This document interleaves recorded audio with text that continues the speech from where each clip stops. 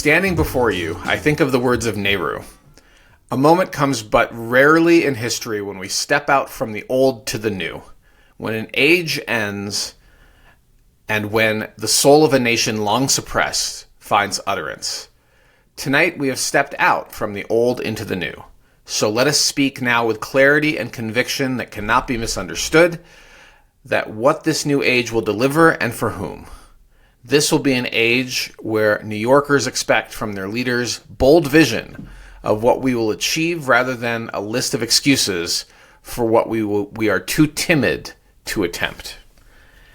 And that is the new mayor of New York, Zorahan Mamdani, quoting Pandit Nehru, who said those words at the night before partition in August 1947.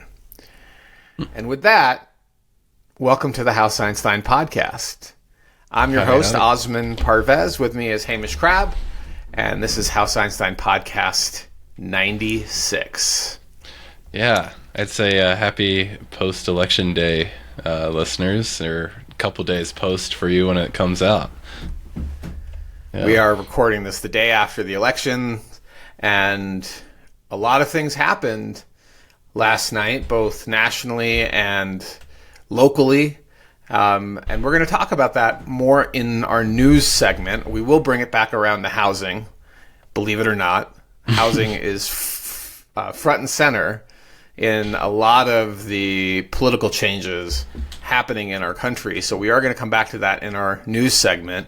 But before we dive in, let me remind you that our mission here at House Einstein, the brokerage, is to help you make a smarter real estate decision. The brokerage is the sponsor of this podcast, but the podcast itself is here for your entertainment.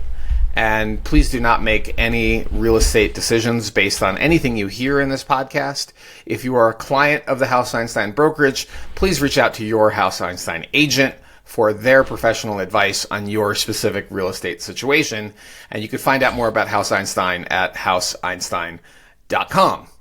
And that's the disclaimer we have to include in every one of our pods to make sure that you understand this is entertainment. And let's walk through our topics du jour. Hamish, do you want to lead through, or should I take it? Yeah, get this time code down. Well, we almost kind of blanked, or maybe we were waiting until the preliminary results were in when we went to plan this podcast, because I can tell you elections were not necessarily top of mind.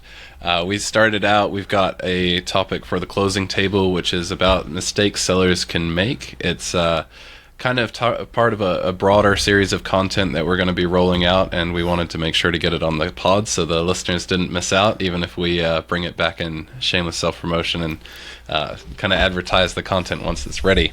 For the Tales from the Trenches, we're talking about HOA risk and actual cash value policy and non-warrantability for the secondary mortgage market.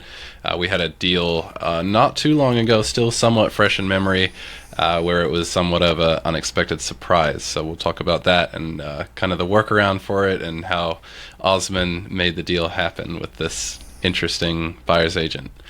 Afterwards, we have some market conditions. Osman's going to take us through Boulder and Lafayette. I think it's going to be more of a high level for Lafayette. And is that city or county of Boulder, Osman? I was thinking about doing Boulder County and then the city of Lafayette, and we'll save city of Boulder for another pod. Perfect. Yeah, there's a lot there. We've got 5 sales of the week, including one of our own, so expect some behind the scenes info on that one. A little bit of shameless self-promotion. It's where we talk about what's going on with us and try to get the word out there if we need something or if we're promoting something. And on this one, well, I'll let the segment speak for itself. Afterwards, news, election cycles. So we're going to talk about the New York City election, which I think I don't remember this much coverage about a New York City mayoral election pretty much ever. So this one's seen everywhere. We've got a little bit of statewide initiatives, LL and MM, Lima, Mike, and Boulder election results as well, both city and county. So that's it for the news section. Carveouts, Osman's getting musical, and I'm downloading something very large from the internet. Thanks so much. This will be podcast 96. I have questions about your Carveout already, Hamish, but I look forward to hearing why you're downloading what you're downloading. This podcast is sponsored by House Einstein. We serve buyers and sellers in Colorado, focusing on Boulder, Denver, and several mountain resort towns, including Breckenridge and Winter Park. Our mission is simple: help you make a smarter real estate decision. You can learn more at houseeinstein.com or our YouTube channel, where you'll find videos on neighborhoods, specific listings, and much, much more. Okay, excellent. Well, thank you, listeners, for joining us. Let's jump right into it with our closing table topic. And closing table, this segment is our core, I want to say meat and potatoes, but this is Boulder, so kale and broccoli. Spinach, right? Spinach. Kale and tofu, that's it. This is kale and tofu of our podcast. And we're working on some content. Sandals. What'd you say? This is the toeless sandals of our... Toeless sandals. The Birkenstocks of our of our podcast this week. So in some ways we're cheating, and that is there's some future content that I'm working on which will likely make its way into a YouTube video that very much focuses on the biggest mistakes sellers make. And we see these mistakes year after year. And right now, this is the time that sellers start to consider who they're going to hire next year, what work they need to do to prepare their home for sale in the spring market. And the mistakes they make in preparation to list their home have massive impact to the bottom line and to the duration of the listing, how long the listing takes. And so I felt like this is a really good topic to dive into right now. And by discussing it on the podcast, the goal is also to help us get a little tighter, because when we produce the video for YouTube, we need to get it down to like 15 minutes. And the podcast is much more of a... Yeah. Or even less, right? Yeah. Because for the algorithm to prioritize it, doing an hour-long pod or an hour-long piece of content about the mistakes sellers make, each of these mistakes we could talk about for 10 or 15 minutes. But we're not going to torture you, dear listeners, with all of that. Hopefully we keep it somewhat interesting, but we're going to run through it. So, and it's going to be in order of increasing severity. I think we've dialed that in pretty well. But one of the biggest mistakes that sellers make, this coming in at number 10, is bad timing. And the real estate market in general in the United States is seasonal, and it's also cyclical. It varies somewhat, primary home markets, for when the peak season is, but it's generally the spring is usually when most buyers are entering the market. That's tied very closely to the school season, and it's also when inventory tends to peak. But people do list and sell homes year-round.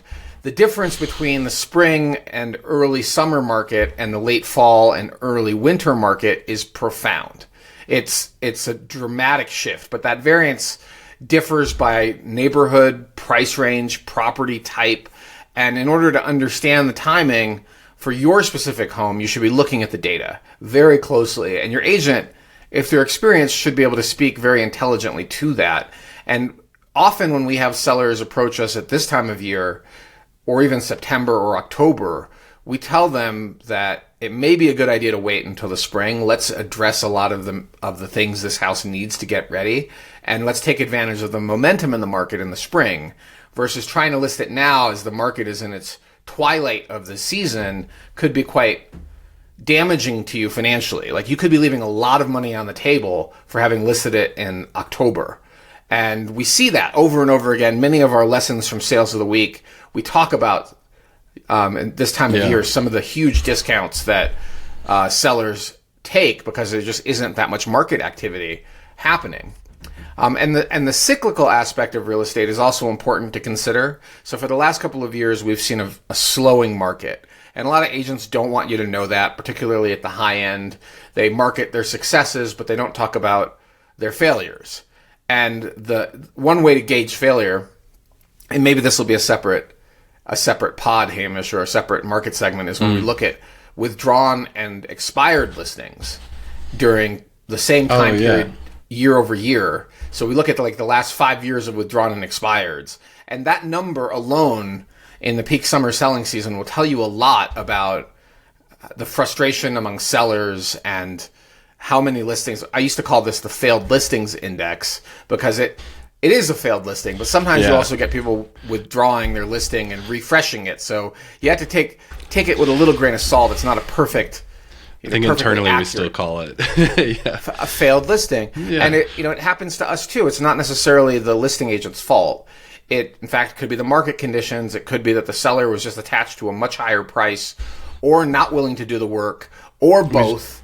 We've seen houses that need a ton of work that get pulled off to get that work done as well. That's another thing you see is that they pull it off and then it comes back corrected and more appropriate for the appetite of buyers. So most buyers do not want dilapidated, rundown, beat-up houses. They want homes that are pretty turnkey. Some sellers are different. We have those clients too that don't want to pay a premium for somebody else's work that they don't particularly value, or pay a premium, even worse, for poor quality work that was done by a flipper. So when you're choosing to list your home is really important, and you should also be looking at the competitors, right? Like there could be a competitor on the market that just blows away your listing, and maybe it makes sense to just wait till that listing goes, or at a minimum, and we're going to talk about this further down, you should be looking at the competition. To correctly price your home for the market, you have to understand the competition. That comes later. Right. Yeah. We're going to talk about that a little more. Do you have any comments about that, Hamish, on bad timing? I think given that the competition discussion comes later, good for this one. Okay. Next one is about not prepping the home properly. And kind of touched on this one with last week's topic, right? The dishonest agent and the hard truth. We did. We talked about that in our Tales from the Trenches, I believe it was the meat of that. And every home needs some prep, because buying is an emotional decision. And when I first got into this business, I was much more in line of thinking that buyers are making their decisions on rational factors, right? They're rational beings. And it turns out that's completely not true at all. And yes, they have to meet their financial requirements. They have to meet their functional requirements. But it turns out some of those functional requirements are somewhat soft if they see a property that really appeals to their emotions. And the pattern that most buyers engage in is that they make a decision emotionally that this is the home, this is the one, and then they backfill the decision with rationality. Then they look into the facts on whether it has the right things and what they're willing to compromise on. It's not the other way around. So the best prep is thinking about the emotional decision a buyer is going to make, and there is so much that goes into preparing a home for sale, starting with the very basics of depersonalizing and decluttering. But it goes way past that point. Like that's just the most basic starting point to preparing your home for sale. And because imagine you walking into a home and it's full of somebody else's family photos, or it's full of their religious art, but they're not your family, and maybe it's not your religion. And what happens to buyers in those circumstances is they feel alienated emotionally from that house. They feel like they're in your house, not a home that could be one day theirs. And it feels subconsciously, I believe, most people are not quite aware of it, it feels uncomfortable. And so a good agent will work with you on depersonalizing the home, removing most of the family photos, removing the religious art, irrespective of what religion it is. And then the last piece on not preparing your home properly is the curb appeal factor. And a lot of agents overlook it, but buyers make their decisions within the first 60 seconds. And often they're not even in the house and they've already decided it's not the house. And so looking at the house with a really honest perspective from the street, from the moment you're driving up to the house, is really important. And I have not been against even bribing neighbors to do a few things to address like the old RV on the street or their overgrown yard, and explain that we're just trying to sell the house. Would you mind if we, I mean, it's awkward, but would you mind if we like mowed your lawn? Or could we get you to park that RV around the corner, just because it's going to make it more challenging for us to sell? And that sort of stuff, you know, it's a little, these types of awkward conversations, but they are things that your agent can help you with. But Hamish, we do a little more than just have the conversation. Without giving away all the special sauce, I was going to ask, have you seen, like, delayed a listing because the house across the street, say, is getting like completely remodeled, or there's a construction project across the side, or is that kind of a different ballpark? Well, we have that conversation. Construction noise is very unpleasant. It will go away, but it hurts your listing during showings if there's all these construction trucks and noise going on. Yeah. It's not a good first impression, but is it enough to potentially delay the listing months? I don't know the answer to that. Yeah. That's a conversation to have with the seller. And how you present this information to a seller, is really important. I used to just do it with a walkthrough. We're going to walk through the house. You're going to take notes, dear seller, and I'm going to dictate what I think you should do. And I think that's what most agents still do. And we no longer just do anything close to that. We have gone so far beyond here's a verbal. So the next evolution of House Einstein's advice to sellers was a written report, room by room. Here's what you should do. And now we're into the era of a PowerPoint slide deck that can be 50 plus slides long. Yeah. Each room photographed with our strongly recommended and optional items that they should do to correct, which becomes like a punch list. And we have found that to be most effective because it's a written report with a photo that's worth 1,000 words. You can see what we're talking about. And we run that PowerPoint through other members of the team to see if we miss things. And usually they come up with things that I didn't notice, and vice versa. So that's it gets many sets of eyes and revisions and check through, and it's comprehensive. Yeah. And I wouldn't call it secret sauce because it's not easy to do. Right? Like if another agent wants to start doing this, good. They should do this. I don't mind if they hear what we do because they should be doing this. But I don't think most agents are willing to do that level of work. Photograph the home before the listing is active, spend a week going through it in the photos and building a PowerPoint slide deck, and then presenting that as a deliverable as part of the listing process. We don't do that, by the way, unless we have a listing agreement. We need 100% certainty this is our listing before we'll do that work. So just be prepared that if you're interviewing us, don't expect that until we have signed the agreement that we're your agent. But preparing the home properly is critical. You have to do it. If you don't do it and you just throw a sign in the yard and a guesstimate on the price, you are likely adding months to the listing process. You're tainting the listing and you're costing yourself tens, sometimes hundreds of thousands of dollars for not doing it right. Yeah. Who's Marie Kahn? Is that Marie Kondo? Marie Kondo. Marie Kondo. Marie Kondo link her. is an influencer and an author, and I think she's Japanese origin. And I think she may have even had a TV show on one of these home and garden TV type things, where she basically will meet with people to declutter their lives. Does she have a catchphrase or something? I'm trying to think of it. Does it spark joy? Does it spark joy? Yeah. And so the idea is you dump everything in the room into the center of the room, and then you go through each of the items that were in the room, and you hold it, and you look at it, and you ask, does this spark joy? And if it does no longer sparks joy, you thank it for the gift it gave you of whatever utility it had or emotional aspect it had, and then you put it in the donation pile to spark joy for somebody else. You let it go. And it's part of a minimalism and decluttering practice she has. So that's Marie Kondo. Yeah. Sorry, I just thought of her. I think you sent me some of her stuff when I first started, and good times. I love her, and she's super adorable as a human. She's got great presentation and presence, and her philosophy I really appreciate, and her system for folding. So we often show our clients how to that's fold gone viral, I think. Yeah, you fold your clothes completely differently than at least I grew up folding. Everything is in little vertical, like a filing cabinet, versus stacked on top of each other. It's so simple yet so transformative. All right. Interesting time. You want to read the next one? Priced incorrectly. This is wait 6. Oh, no, that's not the right one. Oh, I number skipped. 8. We're on number 8. Yeah, number 8. Not preparing for inspection. Without reading your text here, my impression is that is the home very likely will be inspected, and there are certain items that you can almost come to expect that will be flagged by inspectors. So getting ahead of those, or perhaps planning concessions, is a part of a strategy as a seller. Simple things too, like recalking a bathtub, or making sure that things seal correctly, or that the faucet doesn't drip.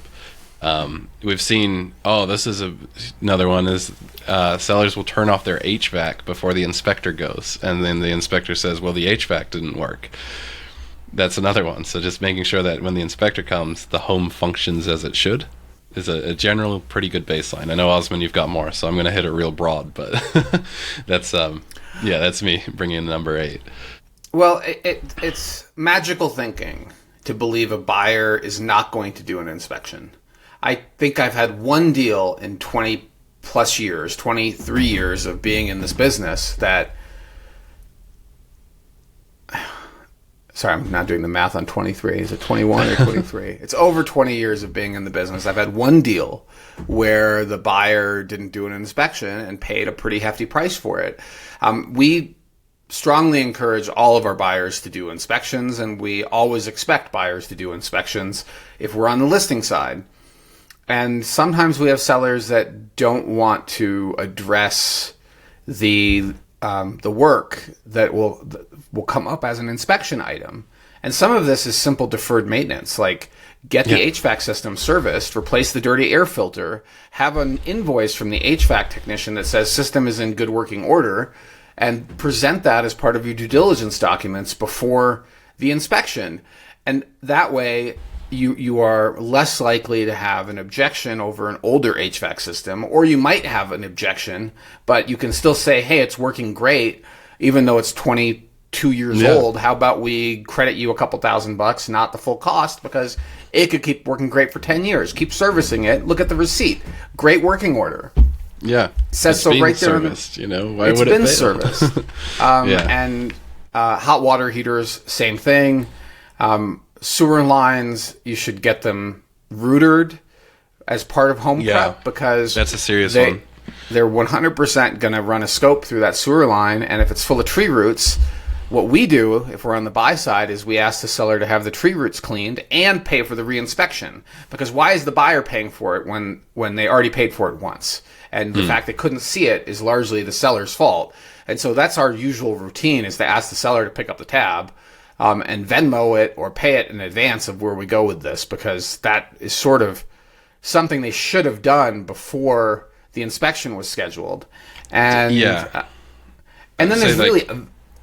Go ahead. We've seen sewer issues that are complex enough that they run the risk of like pushing through closing. And so if you're a seller and you can get your sewer worked on or looked at or serviced prior to listing, it's good for the deal overall and the timing of things. More than just a blockage if there's a dislocation or anything in there, Yeah, it will cost you a little bit of money to have your line rooted and potentially scoped if you want to do that too. But it will save you thousands, because if the line needs a repair, you're no longer subject to the inspection timeline. You're getting it repaired in advance with the contractor of your choice. And if you're under pressure of the inspection resolution deadline, you're dealing with random quotes from likely overpriced contractors, and it feels like you have a gun held to your head when it should have been addressed prior to the listing. So it will save you thousands. You're spending pennies, or you're spending hundreds to save thousands, and it is a really smart move. And the sewer line coming through as no issue on the buyer's inspection will come as a relief. And if there is an objection, you have documentation from Sewer View that doesn't sell repair. They don't sell repairs. They just scope. You have a rooter company that just rooters, which is who we recommend. They don't sell repairs either. So these two contractors are going to save you a lot of money compared to the shills, compared to the crooks. All under one roof. Out there. The crooks that will be like, I'll do a $99 sewer scope, but then I'll try to sell you a $20,000 sewer repair that really only costs $5,000. And that's how they make their money. So please strongly consider pre-inspecting. But there's also the visible and obvious things that are not hidden in the ground, like sewer lines, and that is stuff like negative slope. That is stuff like, okay, the roof is clearly at the end of its life. So you got two options. We can credit for the cost of the roof right up front and make sure that we know the roof is bad. We're not going to negotiate on the cost of the roof. Or you can just have the roof done with the contractor of your choice before listing. But listing a home with a visible and obviously messed up roof will cost you a lot more than you may not even get an offer, right? Because if buyers see that, it creates less confidence that this home is well taken care of. And your agent should be advising you on it. There's also a financing question around there too, right? Where if the roof hasn't been replaced, it's harder to get a loan on it, right? Or something like that. Well, it's not necessarily harder to get a loan on it. You end up in the same situation as our tale from the trench, where the insurance company says, I'll issue you a policy, but it's an actual cash value policy. And if you get hit by hail on a 20-year-old roof, we're not going to pay for a brand new roof. We're only going to give you the cash value of a 20-year-old roof. And you can go buy your own roof. Your mortgage company will typically accept that. Okay. But not in an HOA. And we'll get to that in our Tales from the Trench. Okay. Because, off topic, or off pod, I have questions to confirm with you. Yep. Okay. All right. Anyhow. I like off pod. Sounds very salacious, Hamish. Oh, man. All right. Number 7. Biggest mistake sellers make. Priced incorrectly. And we see this all the time. Sellers and their agents will price based on comps that are 6 months or a year old or older, and they want to believe that the market has gone up and their home is worth more, but sometimes the market has actually gone sideways or even down, and they have not really done their homework on the most important aspect of pricing, and that is the active competition. And when we list, this is how I know that most agents don't do it, because when we list, it's only a handful of agents that will schedule previews before they list a competitor. Yeah. And I know they haven't been in the house that's a competitor, yet they're pricing one and putting it on the market that buyers are going to see both. And so I'll tell you what our practice is. We schedule previews of the most likely competitors to get a sense of how these homes present and where our listing should be in this spectrum. And we have moved the price needle $50,000 either way on that last minute activity of let's review the competition. Because what looked like a really good house in the photos, and I'm thinking about this listing in the Racket neighborhood, and we were convinced that our listing should be priced below it. And then when we went and looked at the competitor, we realized there were issues both with the driveway and the way that cars couldn't even park in the driveway, and what looked like a really beautiful kitchen was lipstick on a pig. It was a crappy old kitchen that had been painted and dolled up to look much better, but was not. I don't know. Are we allowed to say dolled up? I think that's okay. So. I saw a facial expression. Hopefully, I didn't cross. It'd been facelifted. No, that's I don't know. No, I think that's fine. No, don't use facelist. But it looked in the photos. It looked great, but in person, you realize how cheap the kitchen was and how the seller had tried to make it look better, but had done a poor job. Right, like it had been poorly refinished. And we ended up pricing $50,000 above that house and selling right away because our listing was clearly superior, and the photos and the functionality and the location within the neighborhood didn't tell the full story. You had to see them in person. And most agents don't do this. The best ones do. In-person previews of the competition, and then once it's listed, tracking the competition on a regular basis, let's say every other week, to see what new listings are on there at a minimum, and are we still priced it correctly or incorrectly. Now, remember, it's the seller's decision to price, so we can't change the price without the seller saying so. So don't blame the agent necessarily if you see a listing. Inform, however, we can't. So when you see a listing that's been on the market for a long time and it's clearly overpriced, it's not always the listing agent's fault, right? They may have agreed to take an overpriced listing with the hope that we're going to come back to rationality in the future, but beware of the agent that tells you the price you want without looking at the competition, and then is trying to hammer you into a lower price a few weeks or months later when they know it's overpriced. Yeah. Doing that intentionally is the MO of some of our competition, because telling a seller what they want to hear sometimes gets the deal, right? You get the listing by inflating the value. Yeah. I don't imagine leaves a lot of people feeling very good about themselves after that, but It's like you've seen The Big Short, where I think it's Michael Scott. I forgot his actual name, but he's in Florida to see if there's a housing bubble, and like something happens, and he's immediately like, "Yep, there's a bubble." We've been on showings where we're checking the competition, and we see like a few finishes and stuff, and we're like, "Yep, it's a bubble," and we call the seller, and we're like, "Yeah, we can go higher than this one." Like I've seen almost direct parallels with that. Yeah, I mean that this competition is not really competitive, and contrast that with a listing I lost last year to an agent that priced it $500,000 above where I was going to suggest we priced it.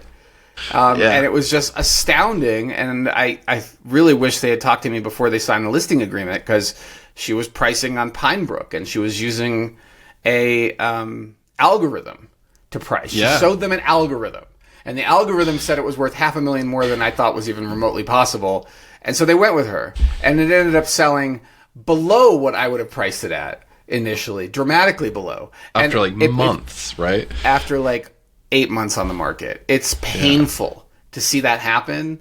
Painful to lose that repeat client business who was tempted away by this other agent. And then they called me multiple times during the listing, asking for advice. And I'm like, I'm really not supposed to be giving you advice, so this conversation never happened, but you're you're crazily high on price. All right, so what else, Hamish? What's our next one? So 6 and 7 kind of blend to me. Right. Did we hit both? Okay, yeah. I think we hit both. 6 is not tracking the competition. So I think the way we correct this in the script is priced incorrectly, initially incorrectly, right? Initial price priced incorrect. Without reviewing competition. Initial incorrect. Yeah. A note on that too. Incorrect. I think a lot of agents look at past performance, but not exactly real-time data, call it, which is checking the competition. They'll look at, comps past 6 months, this sold in the past 2 weeks, and they'll imagine a trend line. But yeah, it's that failing to go see the active competition, which gives you that in the moment, this is where the market's sitting at, just as on top of what you were saying earlier.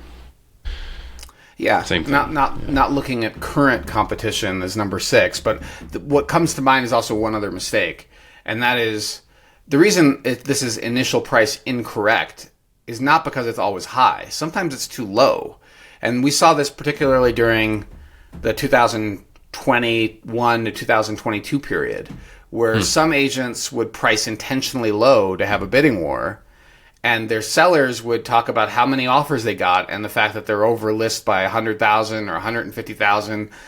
And meanwhile, what happened was that the listing agent said, "Hey, seller, what do you think it's worth?" And you said, "I think it's worth $1.2 million." And meanwhile, the listing agent knows that he could sell it for $1.5 million. And instead, the listing agent says, $1.2 million, I think that's about right. Let's give it a shot. And it ends up hitting the market hundreds of thousands below the real market value. And it will sell very quickly. And the seller is usually really happy, but they don't know whether or not they left money on the table, particularly if it went on the market on a Friday or Saturday and they're being pressured to accept an offer on a Sunday. That's not enough time for the whole market to see it. And so whenever I heard sellers bragging about the number of offers they received, it was usually an indication of incompetence of the listing agent, because they can't negotiate with 20 contracts. That's what I was going to say, too, is you're leaving a lot on the competence of the agent if they're now having to sift through multiple offers. And we've honed our skills, but we've talked firsthand about agents completely screwing the pooch on a multiple deal scenario. It's not just sift through the offers. You want to individually call these listing agents before they submit. And usually they're calling you. And you can ask them, where are you planning to come in with your offer? And if you know you have offers coming in at, let's say, 1.5, and they're coming in at 1.4, and you say, look, 1.4 is not going to be remotely competitive. If you want to be competitive, you better be above 1.5, and I can't tell you how high it's going to go, but that's the minimum. Yeah, that's where we're starting, basically. You're saving them a lot of time, and you're saving yourself a lot of time, and you're also milking them for their maximum number or get them into a competitive zone. So if you have 20 people interested in submitting offers, at the end of the day, you should have between 3 and 5 contracts. and likely they're going to fall within a very narrow range in price. So you're looking at other aspects of the contract besides price to decide who's the winner here. And if your agent did their job, they have already been negotiating with all 20. The negotiation doesn't start with the contract. That's like mid-negotiation is when the contract is coming into play. So I feel like the title of this could almost be "If Your Agent Did Their Job." ... Maybe. I mean, maybe. Yeah. All right. So number 6 is not tracking the competition. Once you're live, every other week, at a minimum, you should at least be looking at the competition, and every week if the market's really active.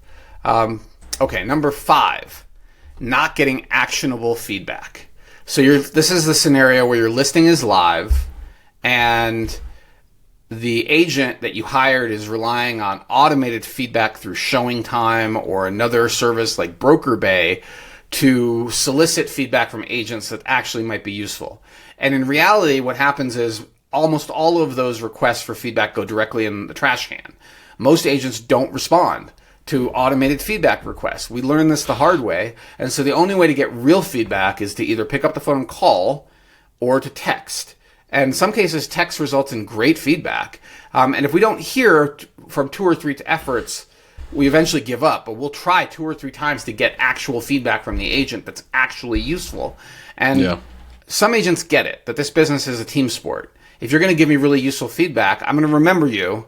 I'm going to appreciate you. When we do a deal in the future, that's going to affect how our negotiation goes. And if I'm ever going to see one of your listings, I'm going to do the same. I'm going to go out of my way to give you better quality feedback because you did that for me. It's a gift to your colleagues to give them really honest and useful feedback. But most agents rely on automated feedback, and I would say it's maybe 1 in 10 that will do what we do, which is pick up the phone, call, or text. And generally, you want to do that within 24 hours of the showing happening to get useful information for the seller. So fresh in the agent's brain. Yeah. And sometimes that feedback is things we have not realized. I would say, like, okay, that's a really interesting perspective. We didn't have a buyer like yours, and we weren't really thinking about that particular aspect of improving its marketability. But they may also say something like, at this price point, they just can't jump in.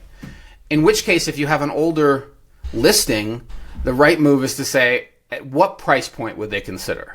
So you're actually turning feedback into negotiation, and you're reaching out to say, let's try to work on making a deal happen. What would it take? And I had a deal a few years ago where I was on the buy side, and the agent did that to me.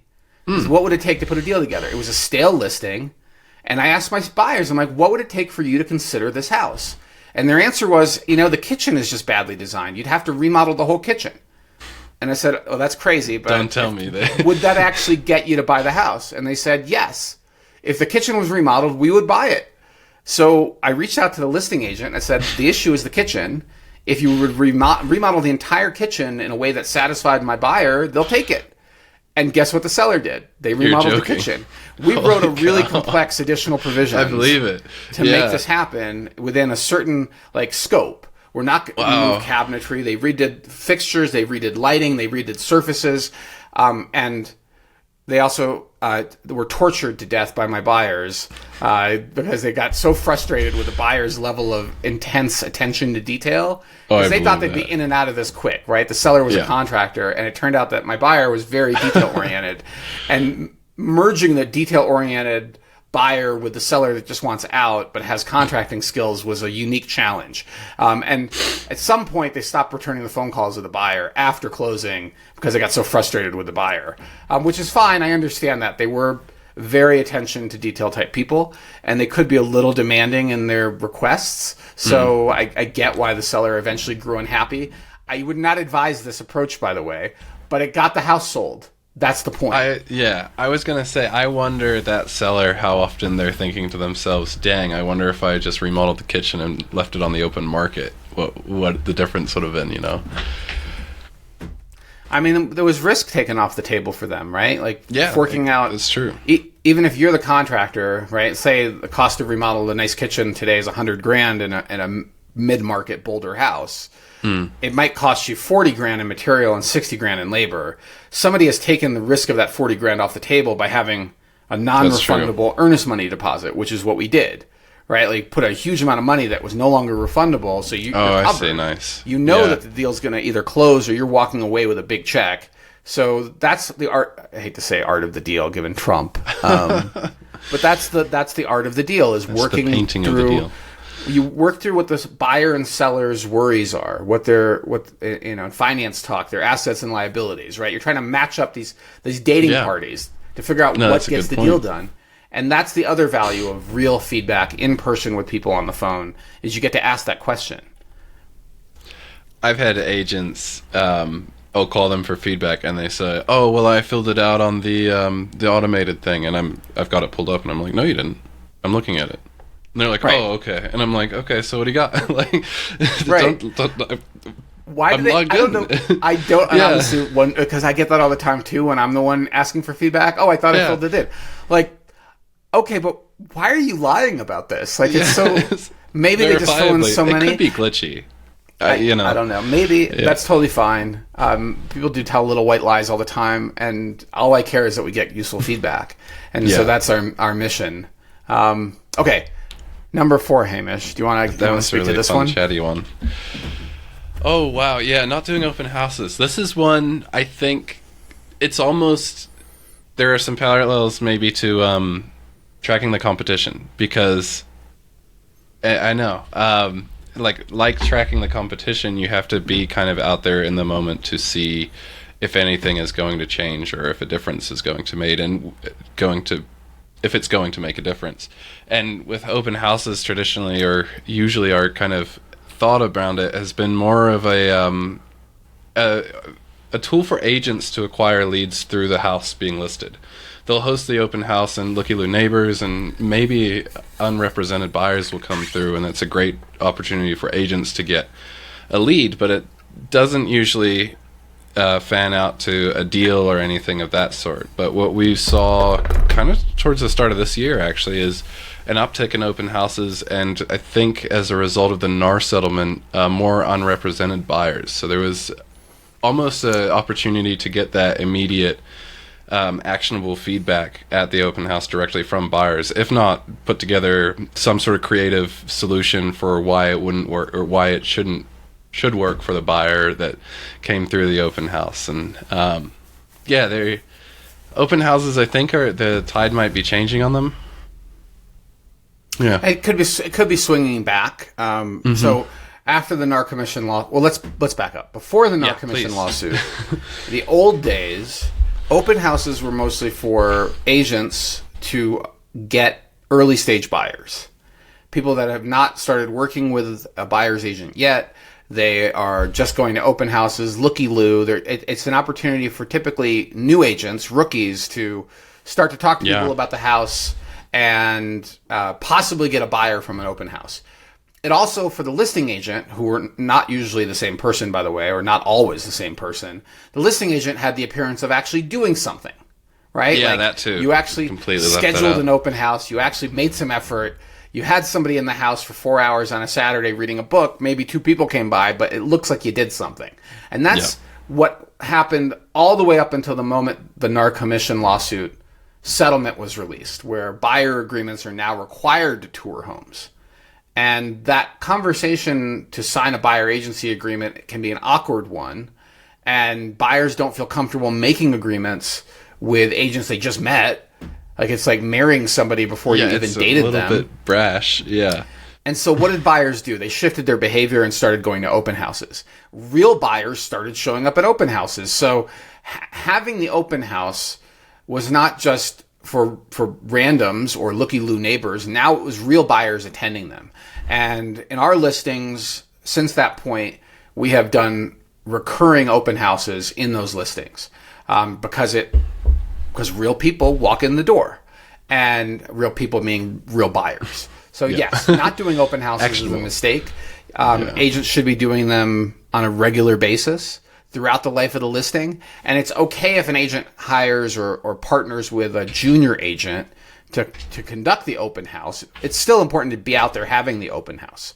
And I have both now picked up clients from open houses as buyers, and I've also sold homes to buyers who initially attended the open house. Our Shanahan Ridge listing, for example, last summer, was Noble Park too, I think. Ended up the people visited town like 6 months earlier and went to the open house and then started working with an agent, saw a bunch of other houses over the course of many months, and eventually came back to the Shanahan Ridge one as the right answer. And they ended up buying it. And I hope they're very happy with that property. It's a great listing, a great house. But it tells the narrative of how open houses sometimes result in sales. Yeah. Yeah. And I think Noble Park, Kings Ridge, similar thing with that home, too. I think one of the open house attendees was also a buyer. So it's out there. All right. Should we talk about number 3? Number 3. Number 3 can feel a little bit direct, and I think it's really important to just say it up front. The number 3 biggest mistakes sellers make is mishandling the showings. And there's a lot of different ways to do this. One of the most common is not leaving the house for the showing. And that makes buyers feel incredibly awkward. They can't have an honest discussion of the house with their partner or their agent while they're touring the house. And so they want to get in and out very quickly. And sometimes the seller can't leave because of their work situation, or sometimes maybe they even have a mobility issue. And those are special circumstances with somebody that has a health issue. But if it's a work-related situation, or they just don't want to go because it's their house and they don't feel like they have to, that really damages the marketability. And then there's a couple of additional things that mishandled showings there are a couple additional things that fall under this category of mishandled showings. Very narrow showing windows. So sometimes sellers will do this to accommodate a tenant, or maybe they have kids and they only want showings at a certain hour, and they narrow it down to only showings on a Saturday, for example. That makes it really hard for the market to see the home, because most people will show homes any day of the week. That's what most agents do, and often in the evenings. And yes, that sucks for the seller. Okay, because you get the short notice request to get out of your house, and you could set that notice request for an hour or two. You can also set it so that approval is required, but you should always consider it. You have to allow people to see the home if you want to sell it, and accommodating potential buyers to the maximum of your ability, even though it's annoying and inconvenient, is really important. I call this the make-believe house. Like, you're going to make believe you actually live here, right? And that means having systems to, within 15 minutes, have the home ready for a showing. Yeah, and that means drop and run. You drop and run. You're dropping things off. You're taking things off of all the cabinets, off of all the counters, and putting them in storage in the spot you know they get stored at. In the bathroom, you're taking everything off the counter in the bathroom. The toothbrushes, the random things that you use to prep for the day, all of that goes underneath. The toothpaste, the shavers, all of that goes underneath, because you want that countertop to be make-believe someone lives here. And you don't cook stinky food like fish ever. Yeah. Because it just is not a smell that people are like, no tuna, no fish, no frying food Kale like fish. and tofu. We're in Boulder, okay? Right, we're in Boulder. Yeah. Right. So that's all the different ways that we see. Well, those are some of the different ways that we see sellers mishandle their showings. And again, the principle is do your best to allow people to schedule relatively short notice showings. A lot of agents do not prep in advance. They will try to schedule it within 15 minutes. It's fair to ask for an hour notice. It's fair to say no if it's not convenient. And if you say no, your agent needs to get involved right away and call that buyer's agent and say, we're so sorry we can't accommodate you. My kid's got a cold. My kid's got a music lesson right now. Their teacher's in the house. Can we circle back and have you guys come back tomorrow or this evening? Is there another time? Like, be a human and pick up the phone and try to get these people back in, because they could have been real buyers, or they could have been looky-loo randoms, but you need to find out how serious they were. And if the agent on the other side picking up the phone is good, they're going to say, yes, they're serious. Can we get back in tonight or tomorrow morning? Or they're going to say, they're really early stage. Don't sweat it. Like, they're really probably not going to write an offer on your house, so don't worry. Don't bend over backwards. It's okay. Do your colleagues a solid and tell them the truth about where your buyer is in the process. Don't make the seller jump through hoops if you don't have a serious buyer. There's a lot of mutual respect that's important here, and I think that links us pretty good to number one. We're on number 2. Oh, we are. Man, I'm skipping ahead. All right. You want to go faster. I guess so. It's okay. All right. That's fine. Number one's good. Number one's good. We'll wait for number one. It's worth You waiting won't for believe number one. All right. Do you want to read number two, or do you want me to jump in? Yeah, I'll say getting offended by low offers. To me, that's not even starting the conversation, right? Like, if you get a low offer, that's somebody's talking to you as the seller. Don't get offended. See if you can make lemonade. What do you think? I mean, that's exactly right. And it's sort of funny because from a negotiation perspective, you always pretend to flinch, right? Like, that's critical. Doesn't matter what the number is, you're flinching. And that's the correct attitude in the negotiation. And that's what your agent is supposed to be doing, is say, ooh, that number may not be good enough. Let me see if I can get back to you. And then when you present that offer, you should be like, okay, I told them that it may not be good enough, so we need to counter. But I know this number is good enough. But you have to counter to make them feel like they want it. That's really important. But sometimes, and this is like human nature, people want to save money. Can you blame them if they lowball you? It's really not offensive if you have a $2 million listing and they offer 1.5. You know your numbers. If they're a real buyer, you can express, thank you so much for your kind offer. We're going to decline it at this time because it's not in the ballpark. If you want us to take your offer seriously, it has to be a lot higher. And maybe you haven't seen enough homes in the price range, but let me send you some comps. Would that be helpful to send you some comps so you get a sense of where the market value of these homes are? But don't actually be offended. And if you are offended, your agent's job is to pretend you're not really offended, right? Flinch, especially with a low ball. Yeah. It doesn't mean that you write a full-on counter, okay? But your agent should start the verbal negotiation, and at a minimum. And you should be having a conversation with them, assuming you aren't emotionally offended, about how the best next step is. And they should tell you, look, we're going to pretend to be a little offended at this 1.5 offer on a $2 million listing, and I'm going to send them comps. I'm going to thank them for their kindness in submitting an offer and their interest. And if they say, sorry, can't afford more, I'm going to say, I'm so sorry, but we're just not willing to give the house away. So come back with more money, or maybe you should look at lower end houses, because this house really, I'll send you a bunch of comps that show $2 million is a very reasonable price. And here's a few things this house has that the 1.9s didn't have. Right, the 1.9, nicest comp. This has got a better location. It's south facing.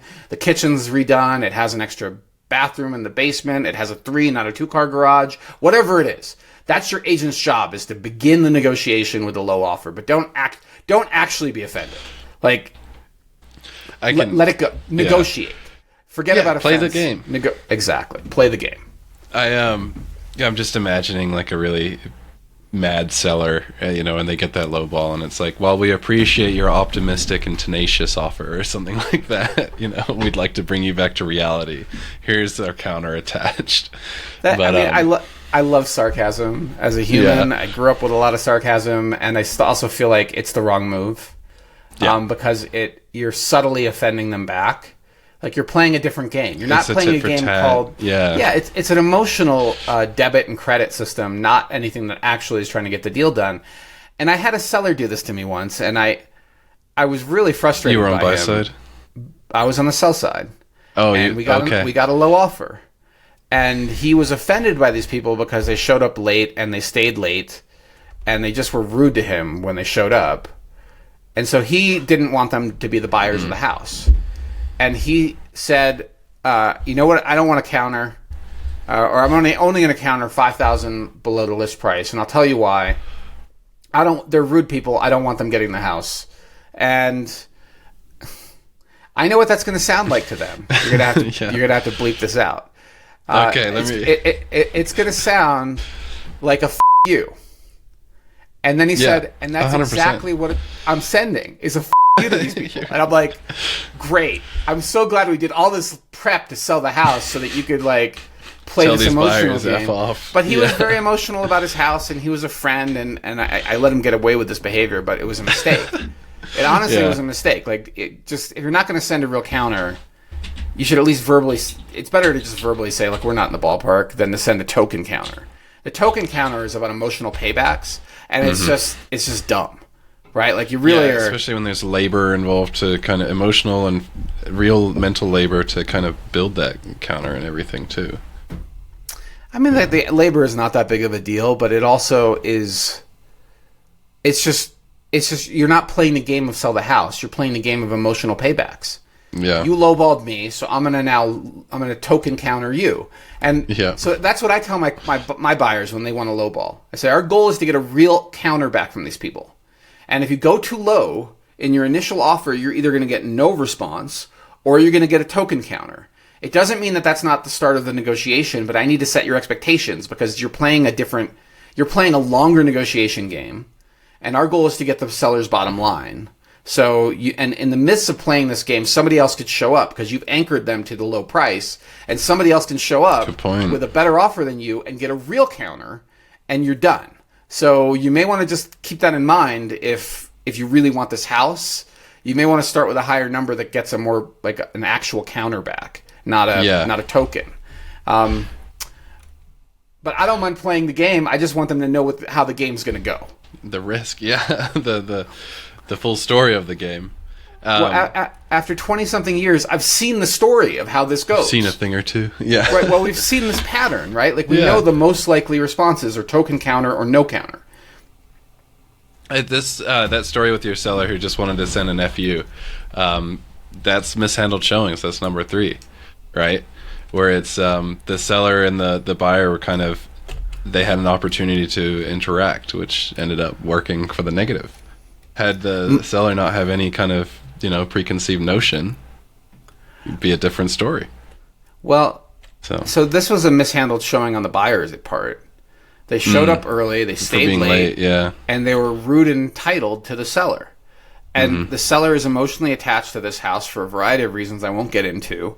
And the seller got really offended by the buyer's entitled behavior. So it's not just sellers that can mishandle the showing. Buyers can also mishandle showings. If you meet your counterparty in person, your goal should be to humanize yourself. You should be really polite, really respectful, really kind, but also not necessarily say things like, "Oh my God, we love your house," because that hurts you on a negotiation perspective.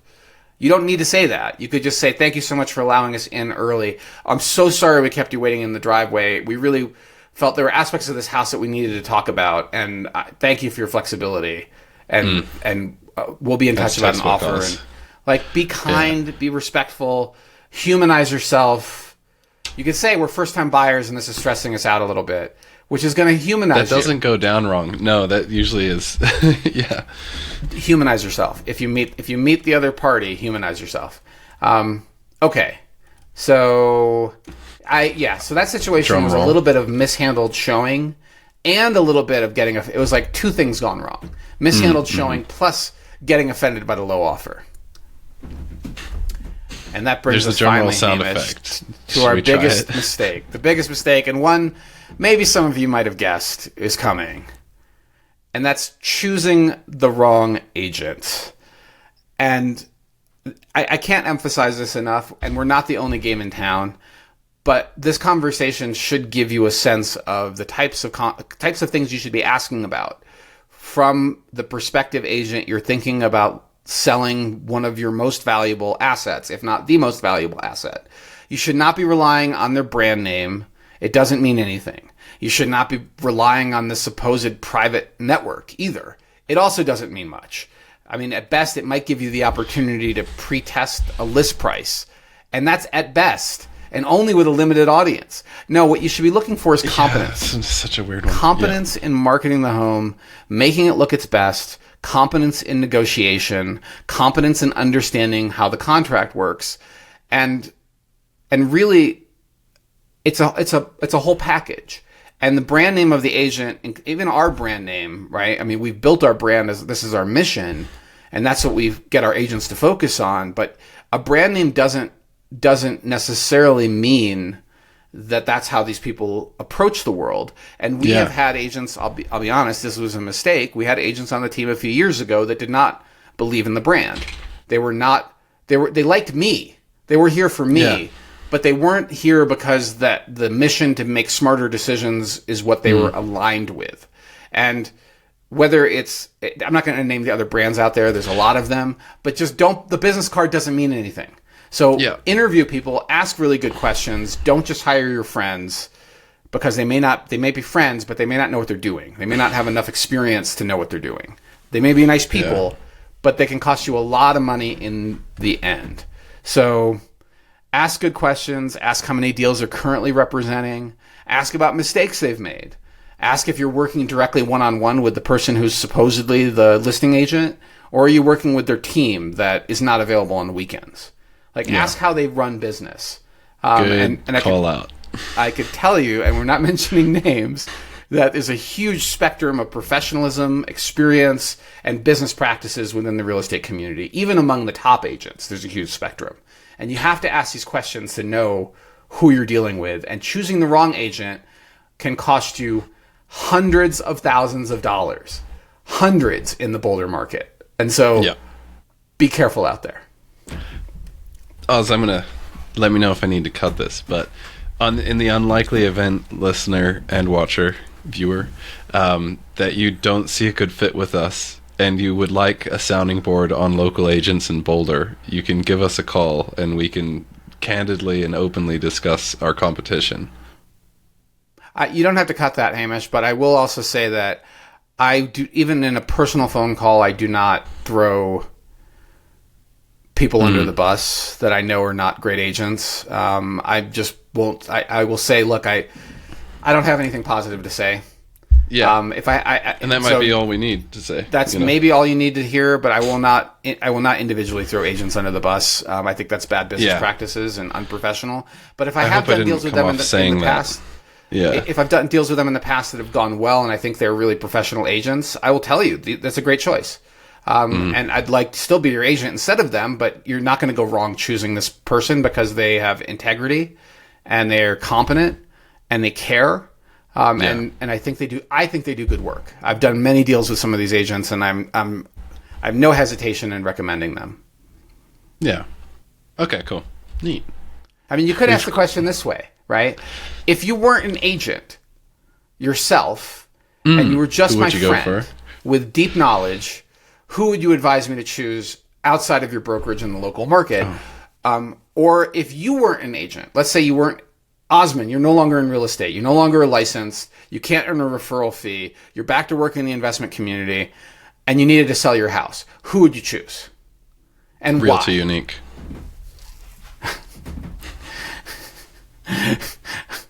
You're playing games with our LLC name.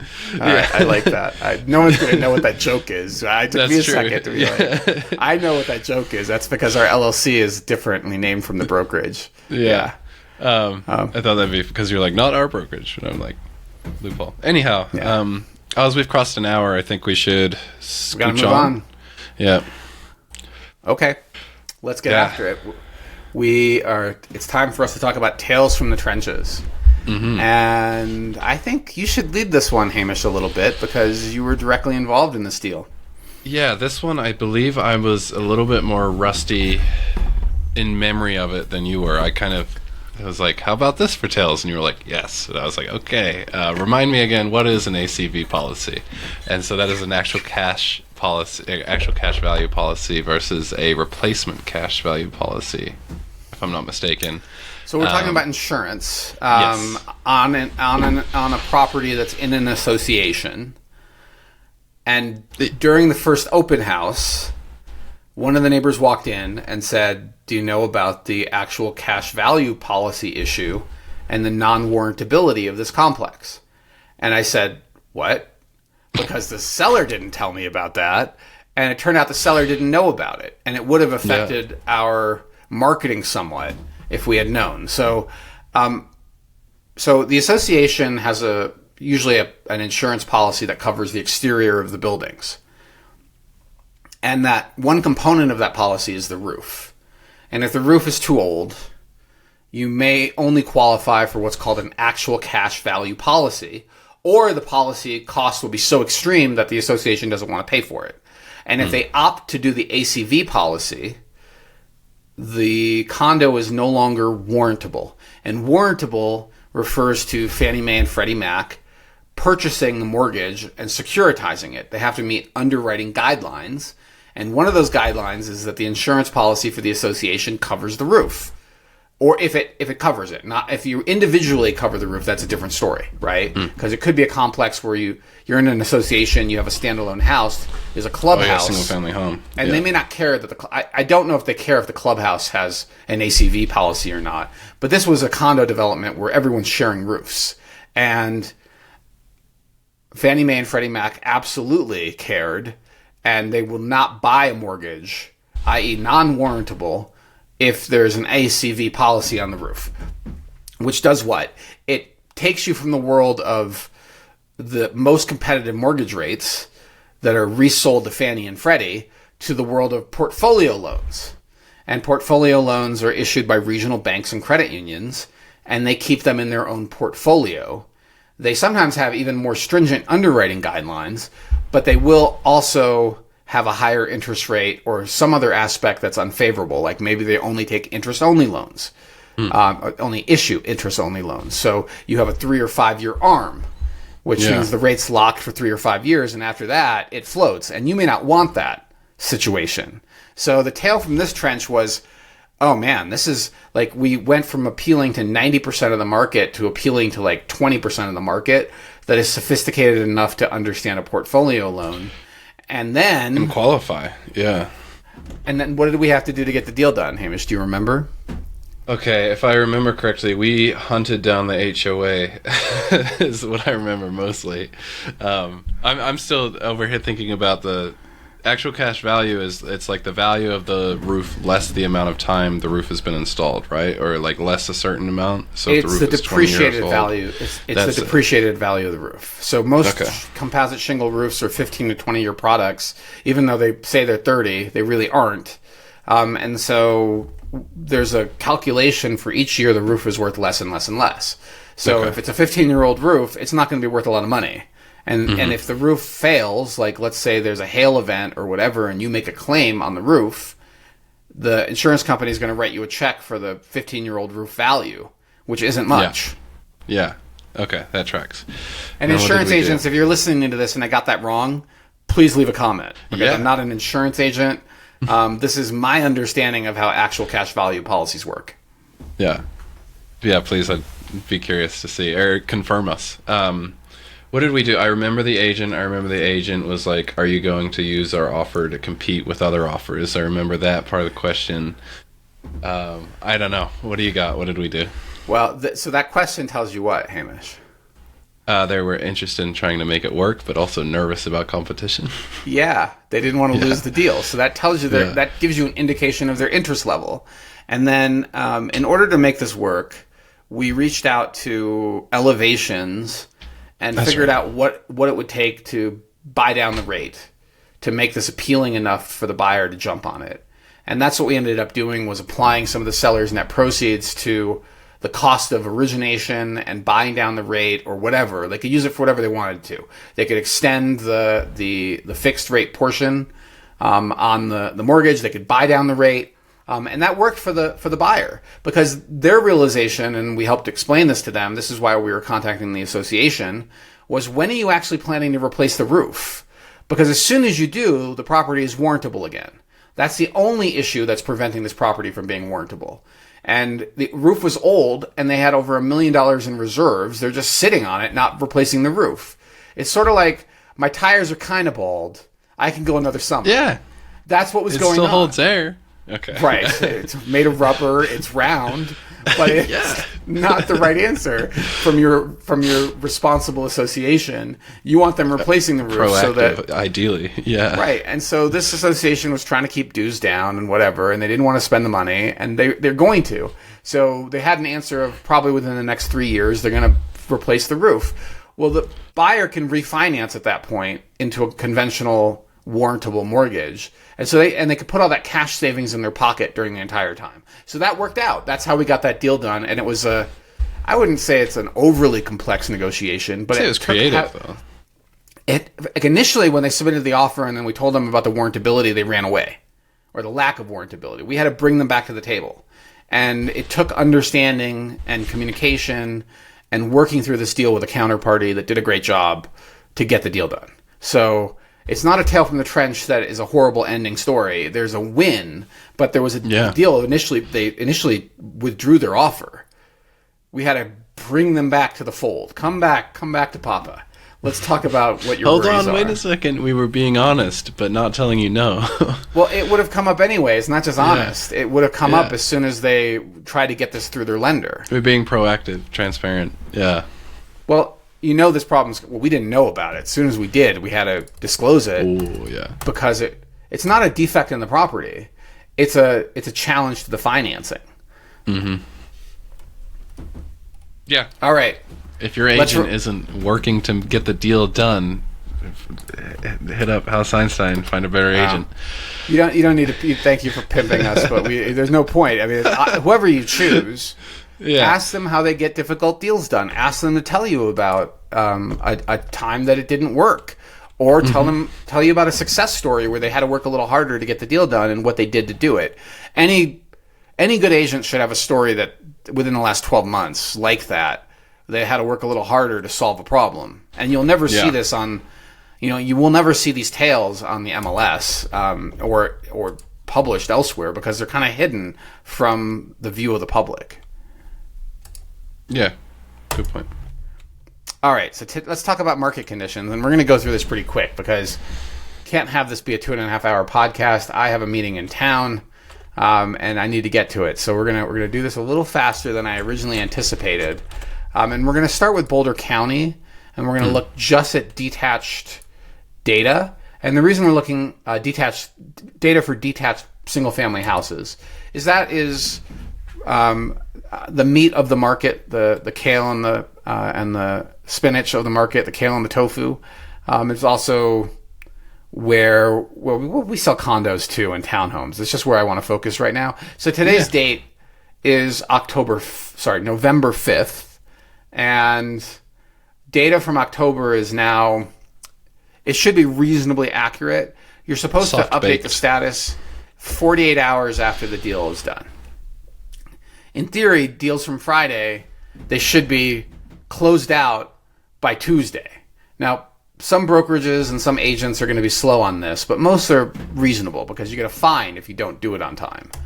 And I still like to wait usually a little more than 4 or 5 days. Like I kind of wish this was 7 or 8 days. Yeah. Because it will change slightly, but this is reasonably accurate to give you a sense of what happened in the market last month. New listings. There were 332 new single-family house listings that hit the market in Boulder County last month.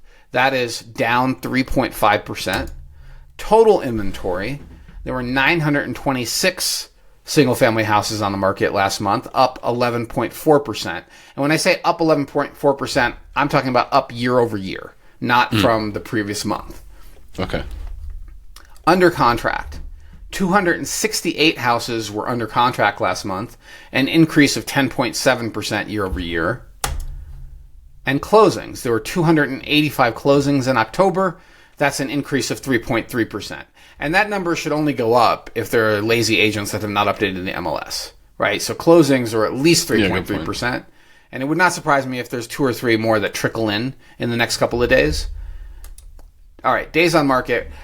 I don't entirely trust days on market as a statistic through the MLS, but it once again is showing like a reasonable, like during the post-COVID crazy, it effectively went to 0, which made no sense.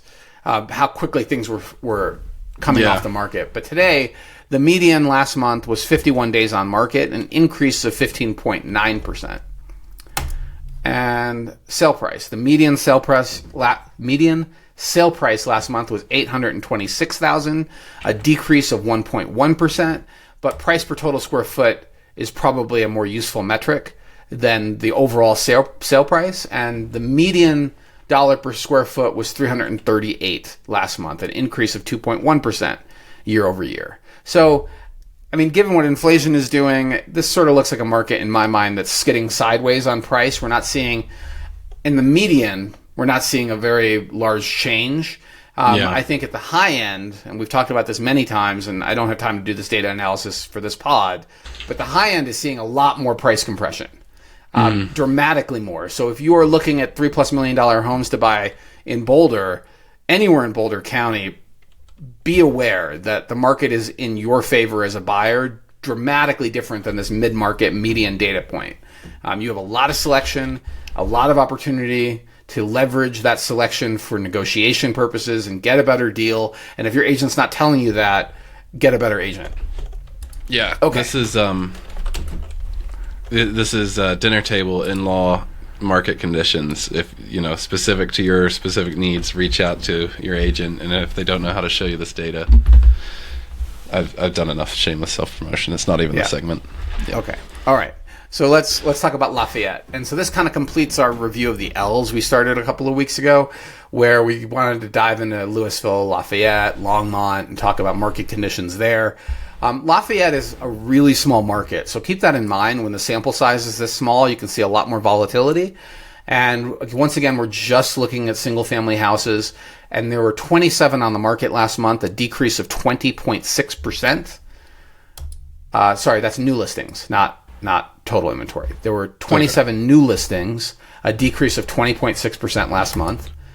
And the total number of homes available to purchase reached 70, and that is 9.4% above last year's October, a year ago.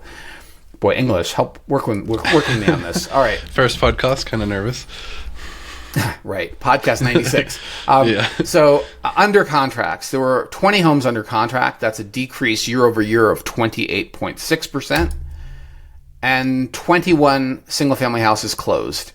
In October, that's a decrease of 30%. And I think that if you trickle in a few extras here, it's not going to be quite that dire in a few days, but 30% decreases is significant. Days on market, 57. It was the median days on market, an increase of 23.9% year over year.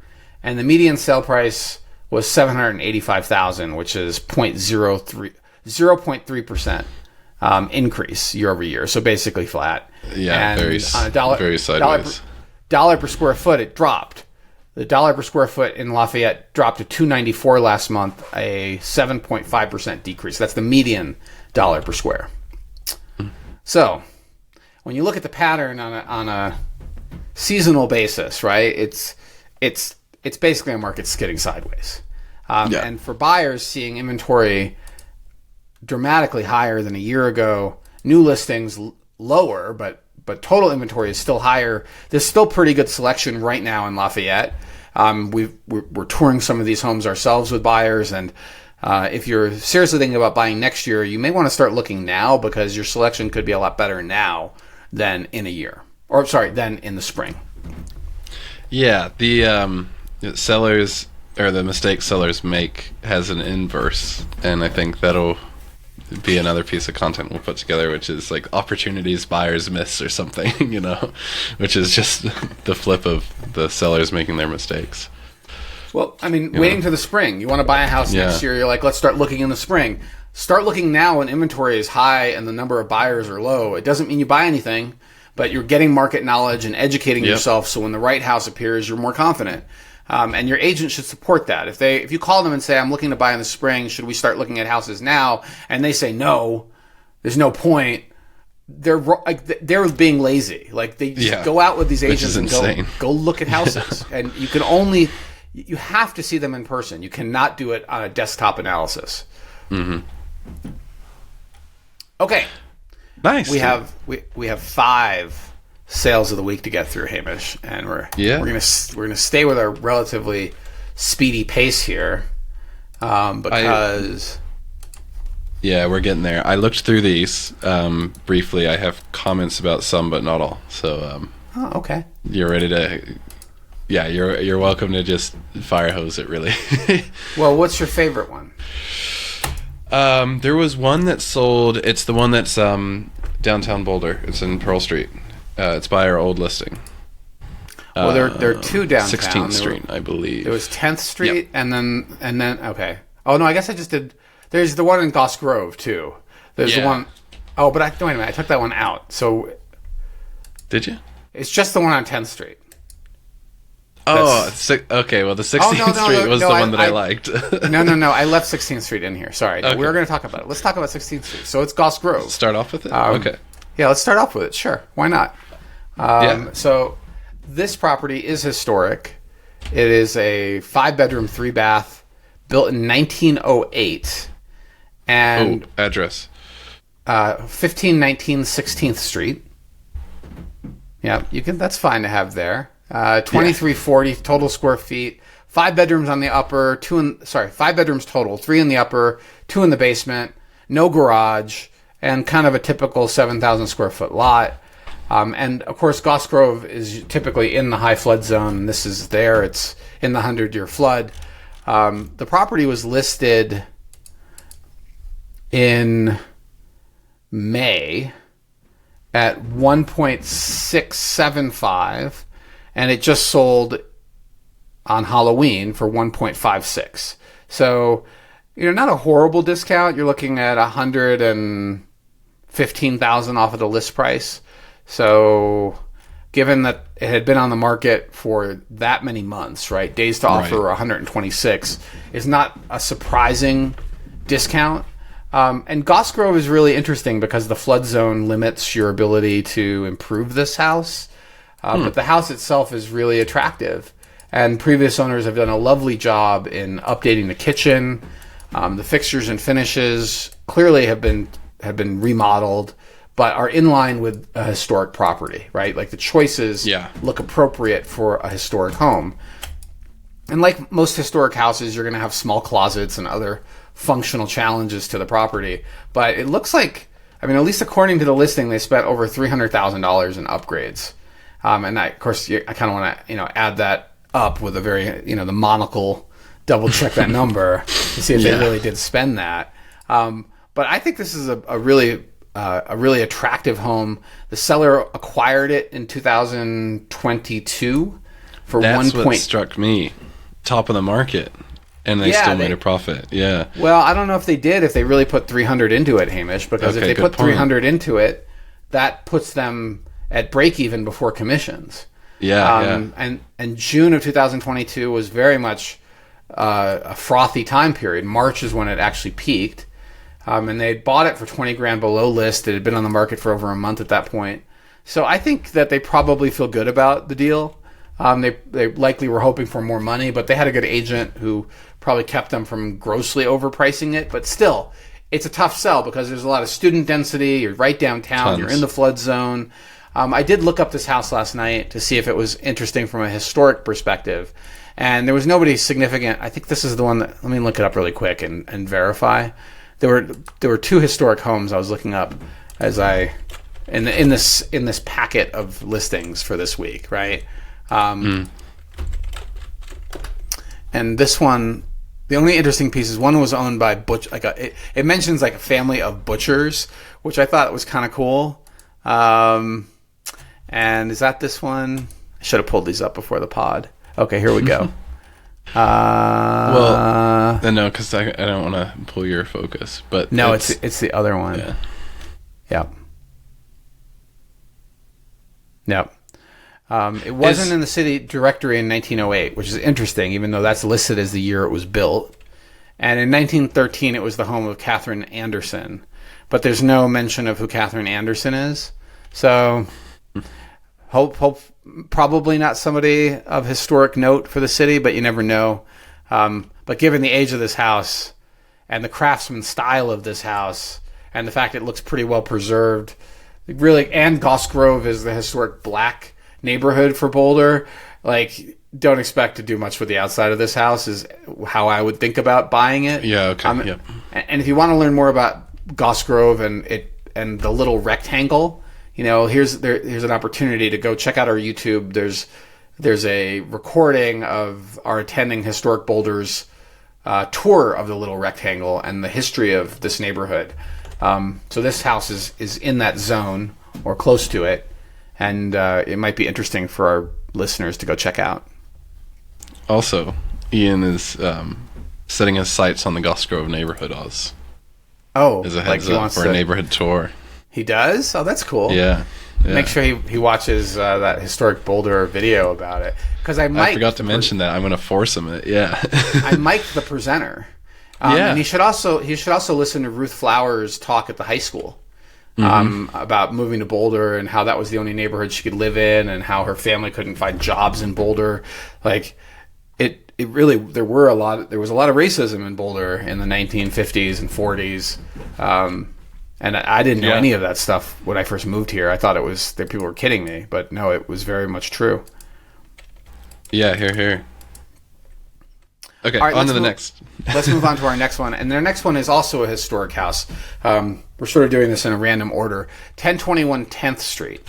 It's in University Place, which is just east of 9th and just south of College. It's a zone that historically had a lot of professors that lived here. And over the years, some of these homes have become, I don't want to say student infested, but they're high density student housing. Because originally they were grandfathered in when occupancy limits were in play. Occupancy limits have now been removed. And kids love to live in these houses because it's so close to CU. It's so close to the hill. So you have to be a little bit cognizant if you're buying in this type of area that you could be next to a party house. You should do the red cup check in the trash bin and recycle bin to see if it's a party house next door. Although there will be lots of other visible signs, like landscaping that looks like it's not very well attended, lots of cars on the street. You do want to meet the neighbors when you're buying here, and you also want to buy knowing that you're going to hear partying on certain nights, certain weekends, throughout the academic calendar that are really popular. You're going to hear stuff happening. You might have some low-level property crime, like your car gets scratched or something like that, because it's a lot of students that live in this zone, and it's a very popular spot. But this particular house, I think, was really attractive. Hang on a second, let me pull it up as well. I've got a feeling this one, at least these photos, it is student occupied, or was when these photos were taken. I mean, we'll give you the hint, Hamish. The disco ball hanging from the chandelier. that one for me was my biggest tell. You don't think adults the CU flag in the backyard, disco balls from their chandeliers. Okay, so the house was here. Let me pull up the historic inventory of this house. Okay, it is, the design is Edwardian. Hang on, where'd it go? For my notes.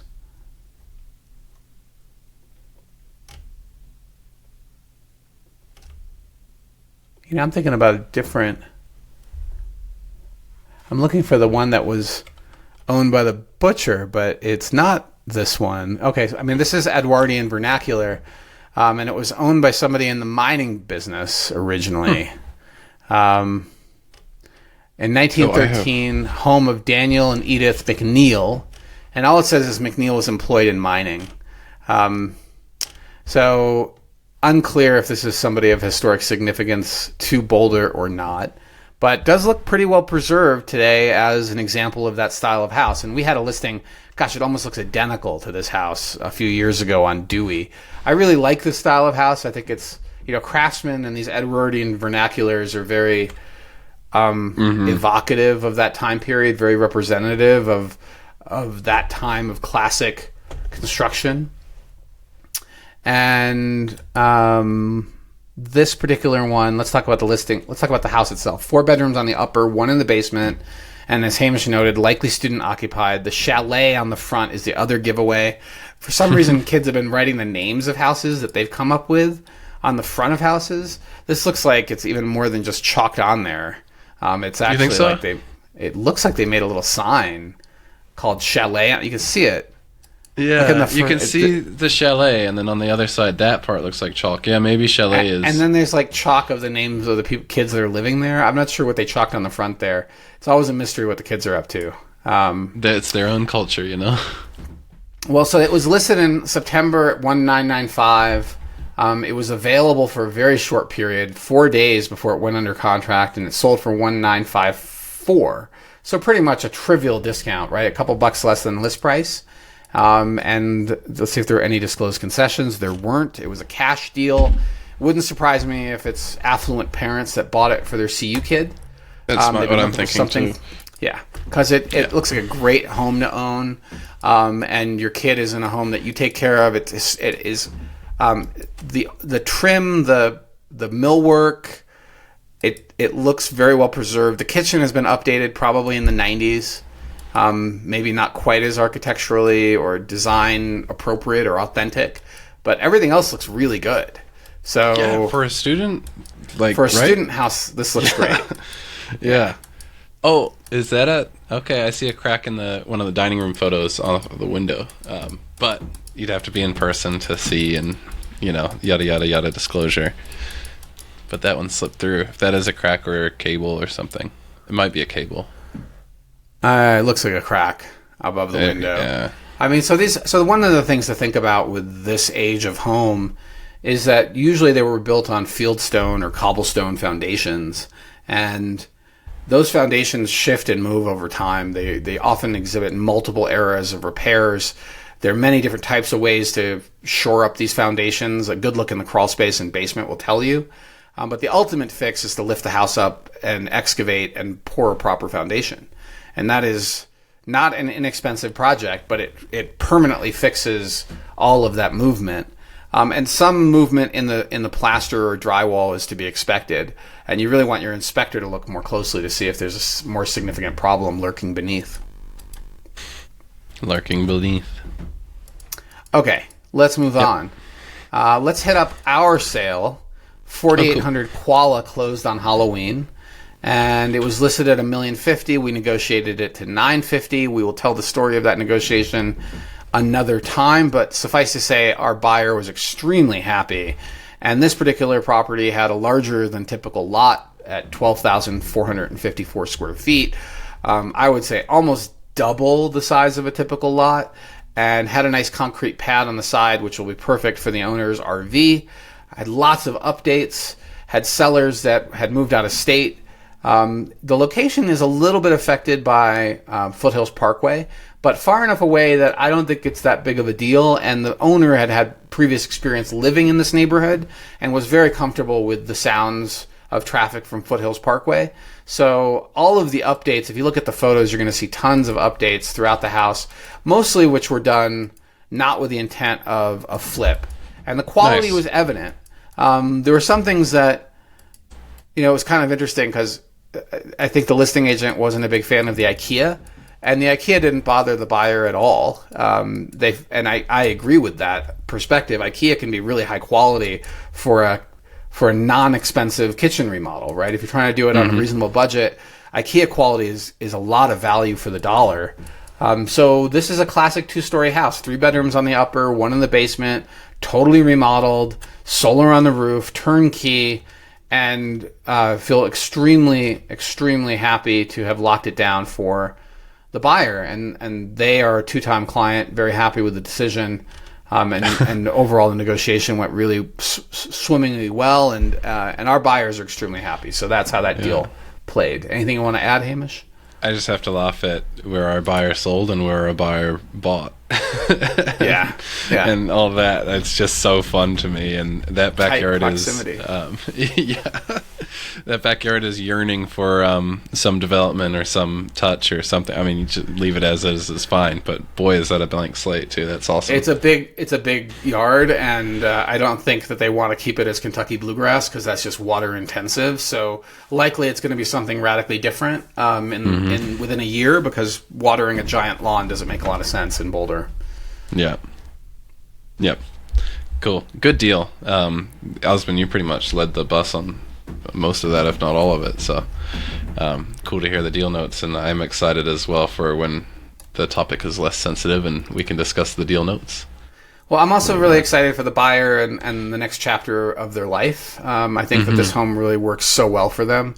And it's one of those deals where I told him if he decides he doesn't want the house, I'm probably going to buy it, because it makes so much sense as an investment, and have it be in that great condition. So I'm happy for them, but I also would have bought this one as a long-term investment play. Yep. Yeah. All right, next one, 234 Mohawk Drive in Boulder. So this is in Fraser Meadows. The subdivision is listed as Navajo Court, which might be accurate, but it's really part of Fraser Meadows. And it's in this little pocket that surrounds a community park. It's not community to everybody. It's just community to the association. There's a pool and a park here. One of my favorite clients lived just up the street from this, and it's such a cool spot because all the neighborhood uses the tennis courts and the pool and the park. It does cost you some money. It costs $17.50 a year to have access to that, but $17.50 a year to not have to worry about mowing that lawn and have the pool for your kids. That's a really nice amenity, and that's really the only thing the association does for $17.50 a year. The house itself is, I would call it, one step up from entry level in Boulder. Like, this is a functional, sizable house built in the 60s. It has 4 bedrooms, 3 on the lower level, 1 on the upper, which is not exactly the ideal configuration, but workable for those that have typically older families. I think it's aesthetically pleasing from the curb. Fraser Meadows is a good spot. You're far enough away from US 36 that I don't think you're going to have much issue with traffic. You're deep enough in the neighborhood on Mohawk that you're probably not going to see a ton of traffic either. So great spot and a great listing. I thought the updates were pretty nice, and this is the same house in Table Mesa would be just under 2. Yeah. You're getting a really nice house and functional for most families in a really nice neighborhood, plus the amenity of that private association park. So it was on the market not a long time, only about a week before a buyer snapped it up. I think it was priced about right, and it's sold for a pretty trivial discount to list, 1.475 versus 1.499. The kind of token negotiated discount. There was an additional concession, unknown for what it was for, that the seller paid. That was an additional $14,000 that went into this. So we never really know what those are for. Likely it relates to maybe the age of the roof at that price point, but it could also have been like a sewer line repair or something similar. Yeah. What gets me on this one, before we move along, 1965, it just doesn't look like a 19. It looks far newer than that, doesn't it? It totally looks newer. It looks like a 1990s kind of standard builder house. Which, funny enough, our next one, I think, almost looks older than this one, yet it's a 90s build. We're talking about 2994 75th Street. And this is our last sale of the week. It closed on Halloween as well. And it's not very far from our listing that was on Valmont, and has some of the similar characteristics. Sitting on 3 acres of land, 4,325 square feet, 3 bedroom, 4 bath, 2 on the upper, 1 on the main. So at least it's got 1 bedroom on the main, and then a 2-car attached garage. But when you look at the photos, you'll also see the property had stunning views. Right, this little part of these little pocket farmland, like hobby farm type properties, have these amazing views and yet are in very close proximity to Boulder. This particular one had some very nice updates, and I think what really the selling point is they had a little apartment above. I think above the I see that there above the garage there. So I wonder if that looks like it's above the garage, which makes me wonder if the bedroom count was inaccurate, because those are separate bedrooms, or maybe they weren't permitted bedrooms. Like there's some mystery going on. But what the selling point of this one is the barn, right? You've got barn and pastures, and you've got open space nearby you can exercise your animals on. And it came with, I believe, 2 wells. Yeah, 2 wells, 1 for irrigation and a shared well with a couple of other properties. And so I think this is a spectacular house. It was built in 1991. It's on a great spot. It's right next to the ditch. It did not appear to have ditch rights, but it did appear to have that well. So that's an interesting component to it. So no water rights other than the well. Most interestingly, and this is the part that I think is sort of astounding, is the house was listed in April for 5.5, and it went under contract. And then about a month later, that deal broke up, and the seller withdrew it. And they brought it back a few weeks later, still at 5.5, and by July, a month later, they withdrew it off the market. And then they refreshed it, so it was in withdrawn status, but now with a new listing number on July 9th. And now it had to come to Jesus' price point at 3.25. So they took off $2.25 million. That's yeah. Wow. Between June and July, they realized they're not getting their 5.5. They needed to sell it. I don't know if they got a second opinion of value or they just came to their senses. And they listed it at a price that would actually sell. And within a week, it was under contract. But that buyer bailed. Okay, so now they've broken up with buyers twice. And it was available for quite a while, more than a month at that 3.2 price, 3.25. And eventually they found a buyer in mid-September and it closed on Halloween for 3.2. But what a roller coaster, right? If you're the seller, that first month, you went under contract within the first week, probably at full list or close to it. And then you had this sort of really sad period between May and mid-July where you finally realize, or early July, you're not getting that number and you need to price it realistically. And when they finally did, they got 2 buyers in a row and the second buyer took it to closing. So I kind of want to know the full story of what happened here. But usually you don't see that big of a price correction. And I don't know if the listing agent just didn't price it right or they wanted to test it at 5.5. There's a risk in grossly overpricing your listing. And I think that's what happened here is that a buyer jumped on it and then realized they were way, way too high and terminated. And once a buyer does that, it's really hard to get them to come back. And likely it was a very different buyer that came back and eventually closed on it, although we don't have all the facts. We're reading the tea leaves. But the number of homes like this, reasonable square footage, build date that's not ancient, updates look pretty nice, has a horse barn, is in that pastoral landscape that surrounds Boulder, is relatively low. There's not a ton. And so you're within a 10-minute drive of Pearl Street, right? Or of Whole Foods, maybe 15 minutes to Pearl. Like, it's a really good spot. And I think the buyer got themselves a great house. But the seller could have sold it a lot faster if they priced it right to begin with. Definitely. Yeah, I'm looking at this. North 75th Street. To me, in my mind's eye, is elevated. And so I'm seeing the views that this home is getting, and it's not matching, but it all makes sense. Well, they're not on the busy part of 75th Street. They've got a really and they're far away from it. They're when you do the actual distance from 75th Street to the house, you're looking at more than half a mile. But that what is it? 75th, that north-south stretch is like almost on a berm, like it's topographically elevated. So I'm surprised that you're able to see that much mountains with how east that home is looking west.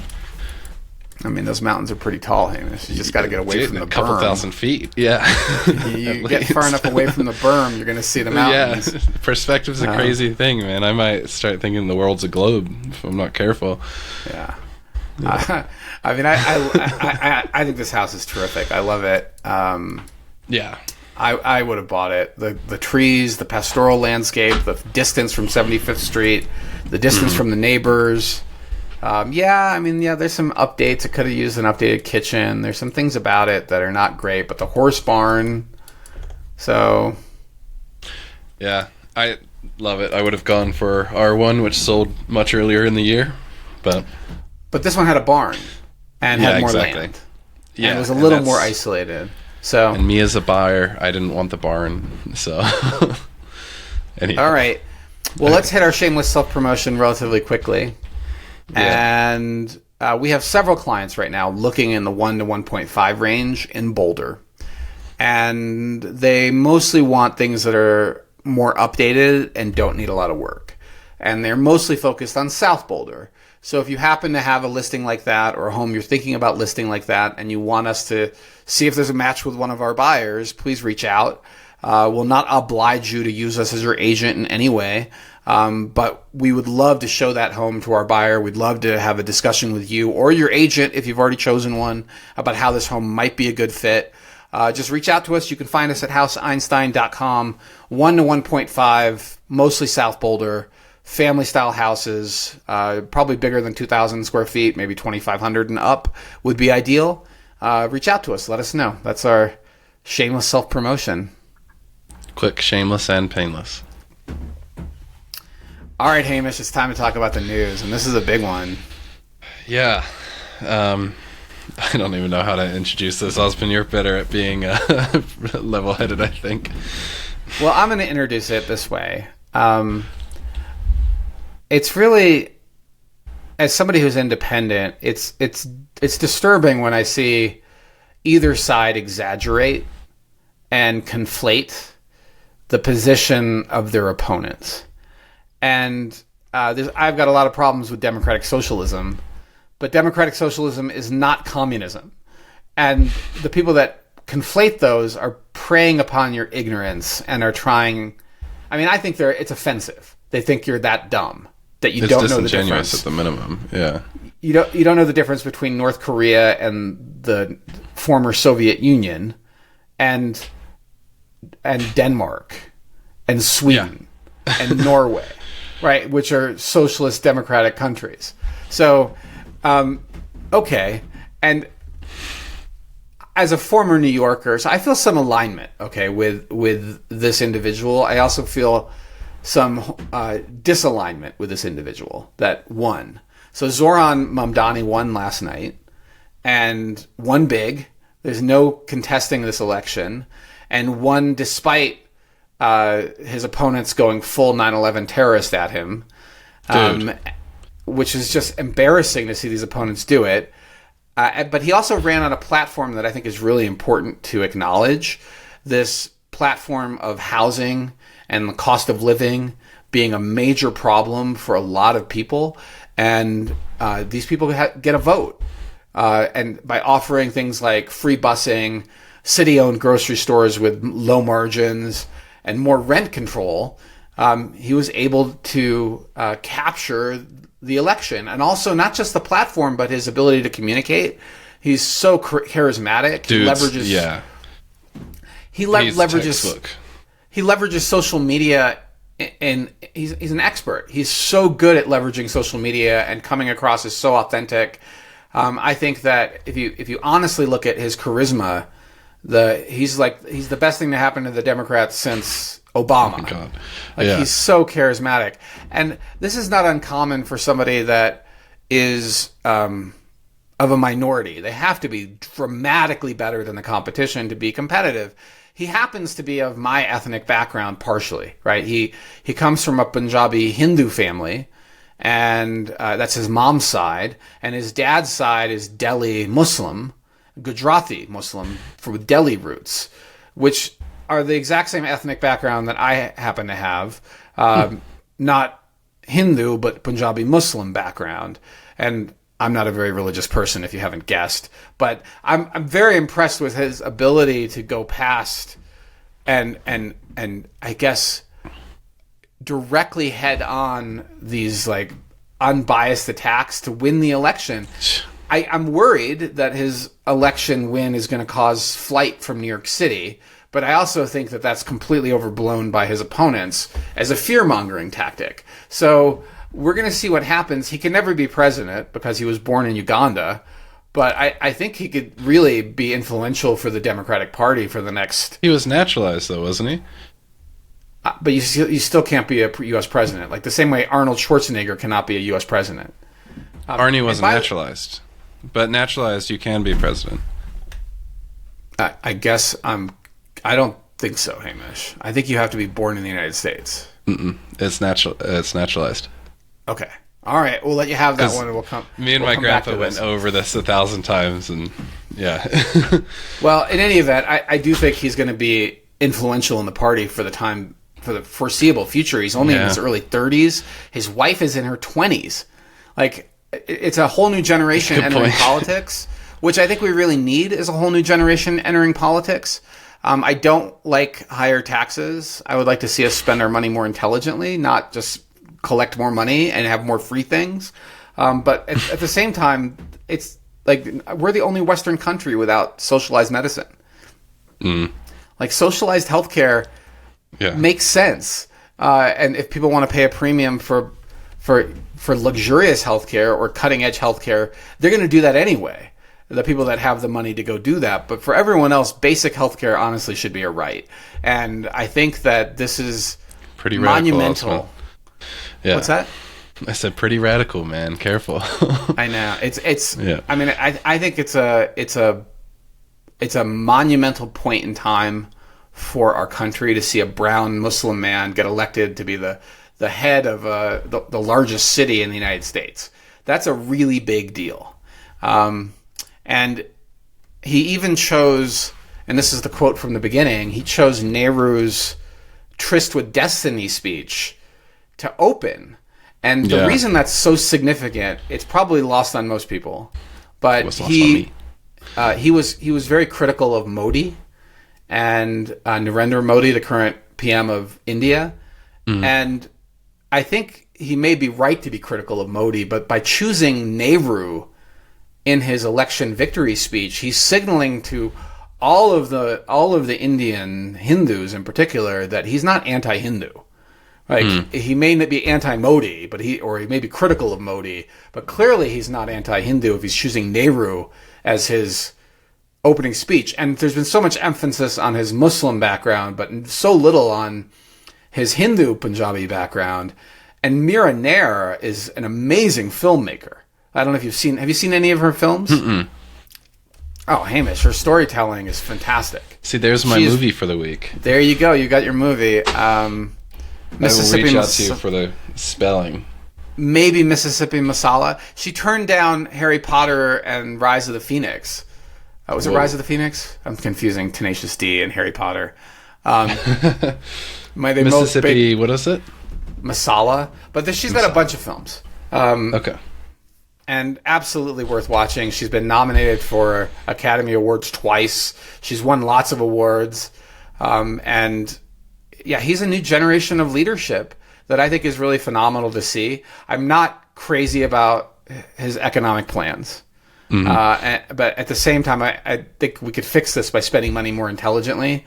But when it comes to healthcare, we may need to throw the baby out with the bathwater. Like even my parents, who are both Western doctors, call the American healthcare system a scam now. And they've been employed in it for 60 years. However long, yeah. And they call it a scam and how insurance works. And it just can't keep going like this. So that's my thoughts on Mamdani. But noticing what his platform is really important because it's built on a platform that brings us right to Boulder, which is housing, the high cost of living and transportation and health insurance and rent. Things have to change.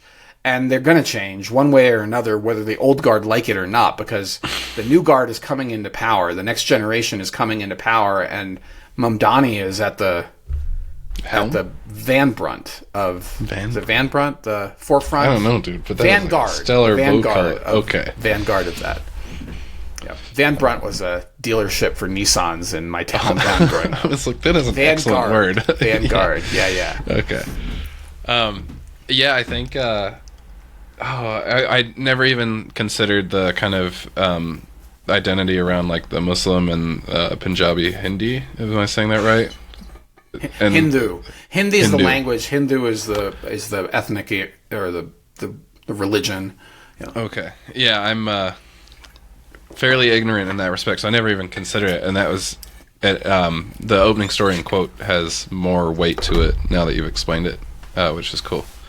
And I think there's at least like my thoughts on this is policy aside, I think the general voter base is pretty tired of the establishment. And for a large portion of people, I think that's what people saw Trump as, was just a counter to the establishment. So policy aside, it was like, we just are tired of the same old. And granted, you know, Mamdani's, I think he's coming in on the Democratic Party, right? Or is he? That's right. Independent? No, he's a Democrat. Okay, yeah. He beat Andrew Cuomo in the Democratic primary, and then he beat him again when Cuomo tried to go independent. That's and Cuomo is a legacy candidate. Super legacy. He's a dynasty candidate. His dad Mario Cuomo was the governor of New York, and I think people are just sick of this sort of nepo baby politicians. Yeah. And I mean, we'll see how that turns out. I think he's going to be just roadblocked to anything he tries to do. That's my maybe a little pessimistic, but I like the energy. I like the vibe. You know, yeah. Well, I think the way he's going to be treated, and he's already been treated by the right, and the extreme right is to conflate his religious background with terrorism and conflate his ideology with communism. And this is, I hesitate to call this person a friend, right? Like, this is somebody I've known for a long time. He's in my LinkedIn. And I've had him and his family over to our house for dinner. Okay. Like, as long as we didn't talk about politics, we stuck to things we both liked, like German cars, we had great conversations. But the moment it went into politics, he could be quite racist and obnoxious. And he published this morning on his, I'm not going to mention his name, but he published it on his Facebook. He posted this phrase. He said, I have concluded, this not just a phrase, this is what he said. I have concluded that anyone who is either voting for Democrats, contributing to the Democrats, or otherwise supporting them is one of the following 4 words beginning with an I: idiot, ignorant, insane, or ideologue. How else to explain electing a Muslim terrorist communist to be mayor in our biggest city? And I was just, when I saw that, I almost wrote back, and then I remembered who I'm dealing with, right? Like, he is trying to get a reaction, and he knows darn well that Muslims are not all terrorists, and social democracy is not, democratic socialism is not communism, and he's just being obnoxious and inflammatory. But there are people that do believe these things. And I do think that when the hard right slanders him as a communist, we need, like, people that are independent and are moderate should be offended by that, because you know better, right? Like, this is an attempt to influence the uneducated on what these things are, and we need to stand up for education and intelligence in our country, and less to rhetoric that's inflammatory and ignorant. It gives like it was McCarthyism with the Red Scare, right? Where it was like, you're an opponent, you're now a communist, and out of here. Like, you know. Right. And that never really went away. And then with 9/11, the amount of, like, on Twitter I'm seeing, or X, it was like pictures of the Twin Towers, and it's like, well, I guess we forgot. And it's like, dude, what? You know? Forgot what? Like, yeah. A bunch of Saudi, like, that were paid possibly by the CIA, bombed our own. I mean, that's a whole nother conspiracy. Thing. Whole nother conspiracy theory. We're not going there. But, like, yeah, so. Well, I will say one more thing on his choice of Tryst of Destiny. Partition is still very much a emotional thing for people in India or Pakistan or Bangladesh. The independence of India from England, from Britain, and then the partition of India into Pakistan and eventually partition again into Bangladesh was incredibly painful. And the scars of which are still very much borne by people of my ethnic background. And so I think that his choice of that to lead with in his victory speech, it probably came from his mom and dad, like, who were like, you know, this is something, you need to come up with something that's healing, that people feel seen and heard, and quote a politician that is widely respected. Even now, 80 years later. That was 1947, you said? 1947, yep. 47, August 1947. So I think it was a brilliant choice for somebody who has his eyes set far beyond New York City in terms of leadership in the long run. This is somebody that can speak to so many different groups of people and make them feel seen and part of the system included. And I think he's gonna kill it. Well, I don't know if he'll be effective. I think the Republicans are gonna continue to say really dumb things, but they really need to start to address the biggest inequality in our country. And let's move with that note. Let's move on to statewide initiatives and Boulder election results. Is that all right? Yeah. I'm gonna. As with everything, listeners, it's all broken down in the description. I've got time codes for all of it, so there will be a time code for the state and then for Boulder as well. You're good to go. Okay. So statewide initiatives, LL and MM, both passed. And I don't know if I agree with either of these, other than it's kind of hard because, right, who wants to come out and say they're not for school meals? Or, good luck. Funding, meals for all children, because that sounds like you're a horrible human to say those things. And I honestly feel like these two initiatives, which both passed, were very much Machiavellian, right? You wanted to retain the excess revenue and interest from reduced state income tax deductions, and you want to permanently reduce state income tax deductions for individuals that earn more than $300,000 a year. And to do that, you're like, let's hold the money and make the money go to school kids and meals. Well, good luck saying no. Good luck saying no to that, right? Yeah. Like, how are you going to say no to this? But it is a tax increase. And it's a tax increase primarily on wealthy Coloradans that earn more than $300,000 a year. And the money supposedly is going to go to healthy school meals. I don't know if I believe that.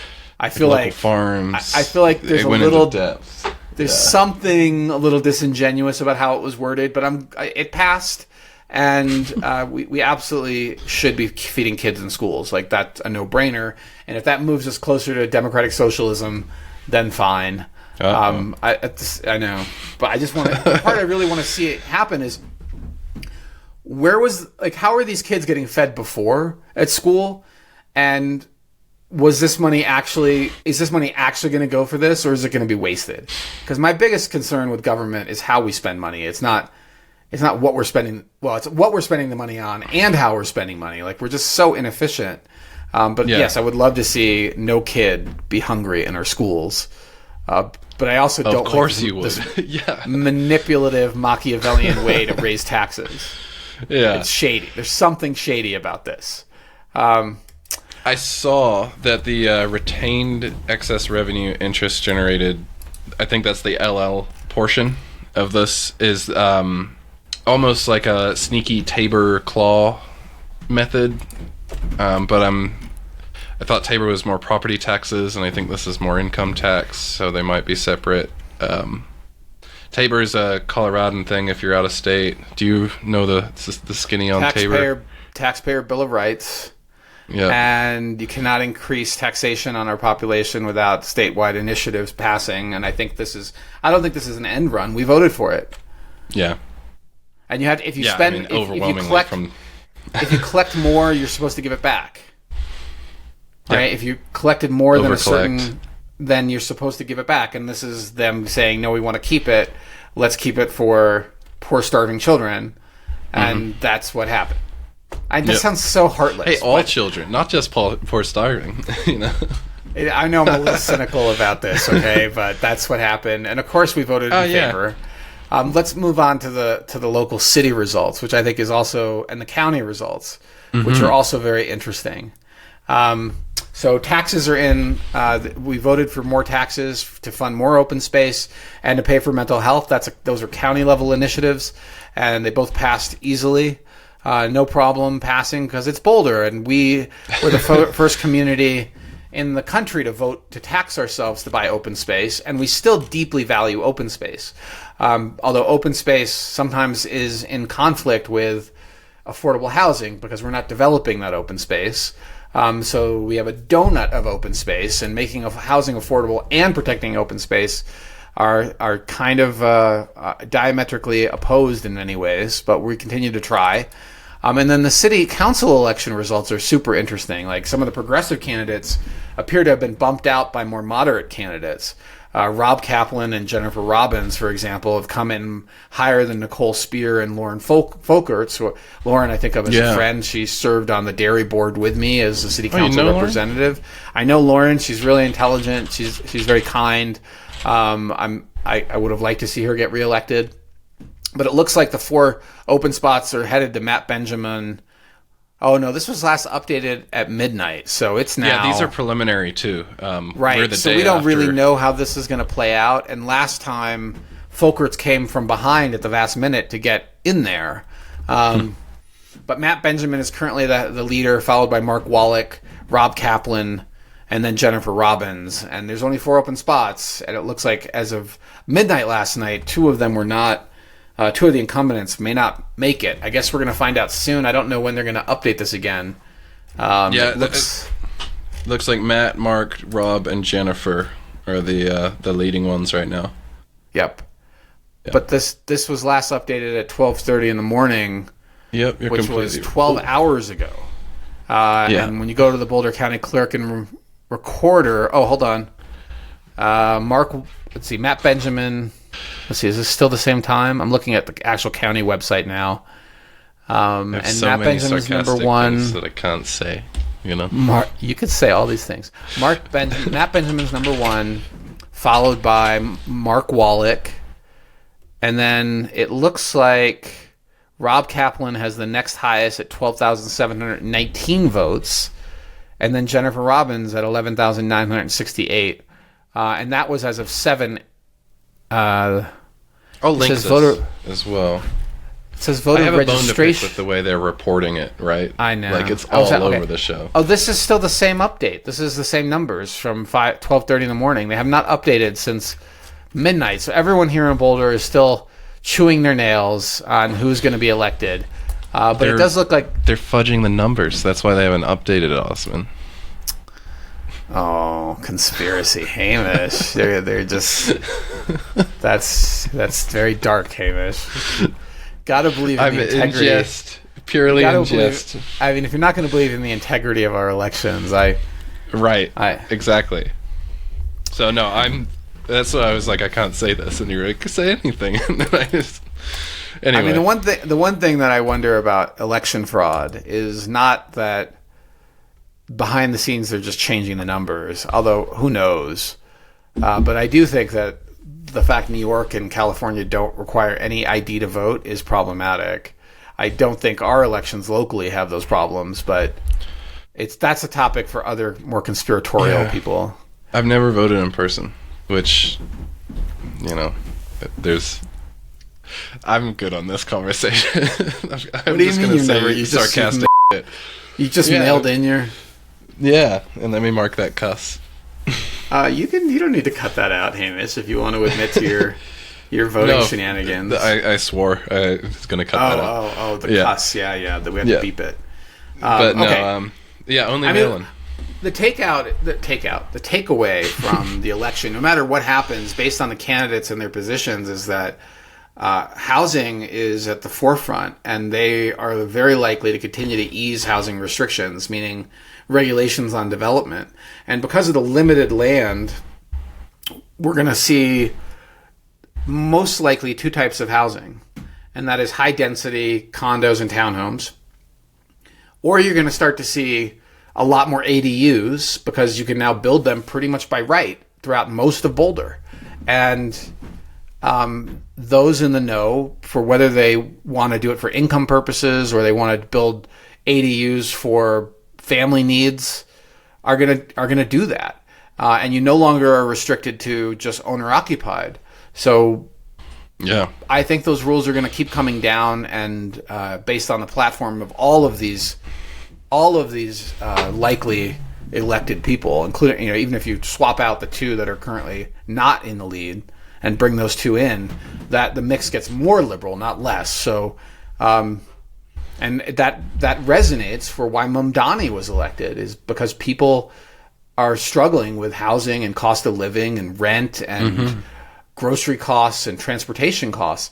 The unfortunate part about all of the council members being elected is none of them are really addressing the negatives of all the density in terms of trying to get around the city.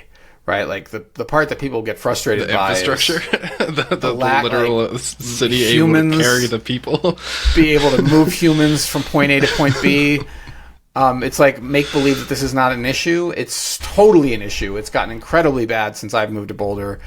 Back in 2000, I feel like even then you from could when I could first drive. Yeah, it's really gotten bad. So I think that if anybody made reducing infrastructure delays, like if they prioritize transportation, if somebody ran on just synchronizing the traffic lights, they would probably win. Dude, yeah, which blows my mind that hasn't been done. Right, like there are some traffic lights that are out to get you too. Right. Absolutely. Okay. Oh man. So that's our local election results. That's our news segment, and I think we're ready for Carveouts, Hamish. Do you feel like it's time? I think so. I'll just echo Westminster. We had like the mayor that won outright. Oh, I'm not really sure of her platform, but the two that lost, one was super crime and safety focused, and the other one was very austerity. And I think the one that did win was housing affordability. The same notes echoing Boulder, echoing New York. So just yeah, and the council. Westminster City Council lets the candidates put a video online for you to see, and we talk a lot about our on-camera presence and things, and these fellas could use some help. But one of them pronounced Westminster Westminster. That was a hard line for me. I was like, come on now, it's written right here. Oh my God, you can't pronounce the name of the city? You're out. Yeah. Oh my God, that's embarrassing. It's like, dude. But holy cow. Anyway, that's my note there. Carve-out time. Well, Carveouts, if you're new to the podcast, is a segment where we talk about whatever we want to talk about. Things that are top of mind for us outside of our normal real estate topics. And this week, my carve-out is that about 2 weeks ago, I restrung my guitar, and years ago, I bought this guitar. This is a long time ago. I was in college when I got this guitar, and I got it just to accompany myself. And I was a child of public schools and was in choirs and choruses from third grade on or fourth grade on. I can't remember the first year, but all the way through college, and then all the way into college, and continued in college with, college productions of musicals and that sort of thing. And I just missed it. So I picked up a guitar while I was in college and started to accompany myself, learned a few chords. And when I first moved to Boulder, even did open mic nights up in Netherland at the Wolf Tongue on Wednesdays, and really just enjoyed that experience. I'm pretty mediocre, but it's fun and it's emotionally evocative. It's an expression of art and feeling. And it's really just a nice break in between all sorts of work tasks. And I kind of wonder why I got away from it. But it's really cool to be back in it and playing the guitar a little bit. And I just saw this post by Ed Sheeran, who we're going to go see next summer when he's playing in Denver. Leah got tickets. Nice. But he just posted, I guess there's been some campaign to protect and improve music education in the UK in public schools. And I think it's so vital for the human brain, for human expression, for really training oneself in music theory, and it's really a healthy expression of being human. So it sort of seemed to coincide really nicely with my restringing a guitar, and some of these old songs I haven't performed in a decade are suddenly coming back, and I'm like, oh right, I remember how this muscle song memory-ish. goes. Yeah, it's just taken somewhere buried in the back of my head is this muscle memory. So that's been fun. That's been like behind the scenes in the last couple of weeks, and don't expect me to make any content with me performing anytime soon. Hey, maybe a good background strum for the podcast or intro string. Yeah. Maybe. Music is music and dancing, I think, have really good ancillary benefits to the brain, and socializing, and I think even processing numbers and stuff, reading sheet music is a big help. So that's cool. I might have to pick up my flute. We'll see if my lung capacity is the same. Maybe at the upcoming retreat, we can have our House Einstein musical talent show. Should I bring the flute? All right, what's your carve out, Hamish? You can download Wikipedia. Why would you want to? I downloaded Wikipedia. Why? Why would you want to? I don't actually have a good reason on why not. I had the or on why. I had the data, and I was like, it's almost scratches a prepper itch for me. Where I'm like, if the world shuts down and the internet goes away, at least I'll have the database of, everything on Wikipedia. Because, I got solar now, and I'll get a battery, and then I'll have local Wikipedia. And, I don't know if I can download the Grokpedia yet, but... It's so profoundly nerdy and cute. I'm glad you're doing it.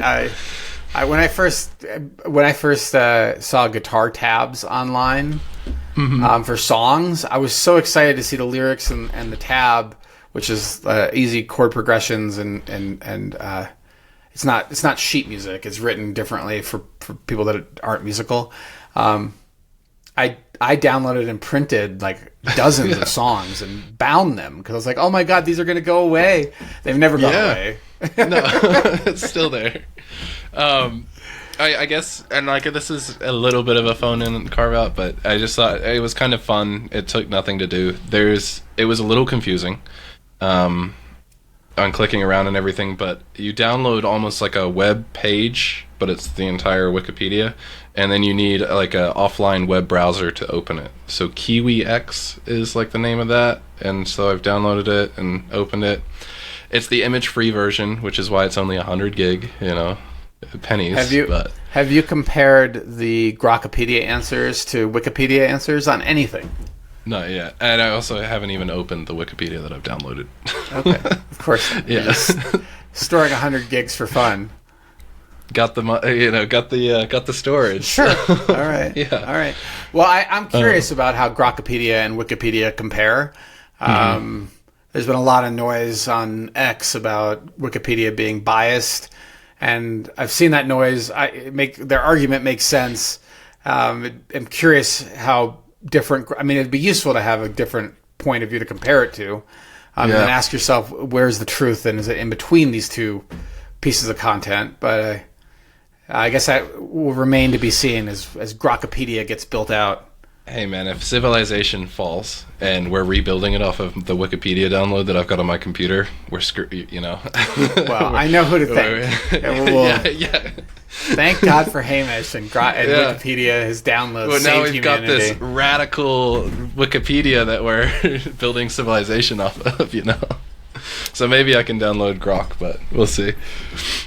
Well, this has been a delightful podcast 96.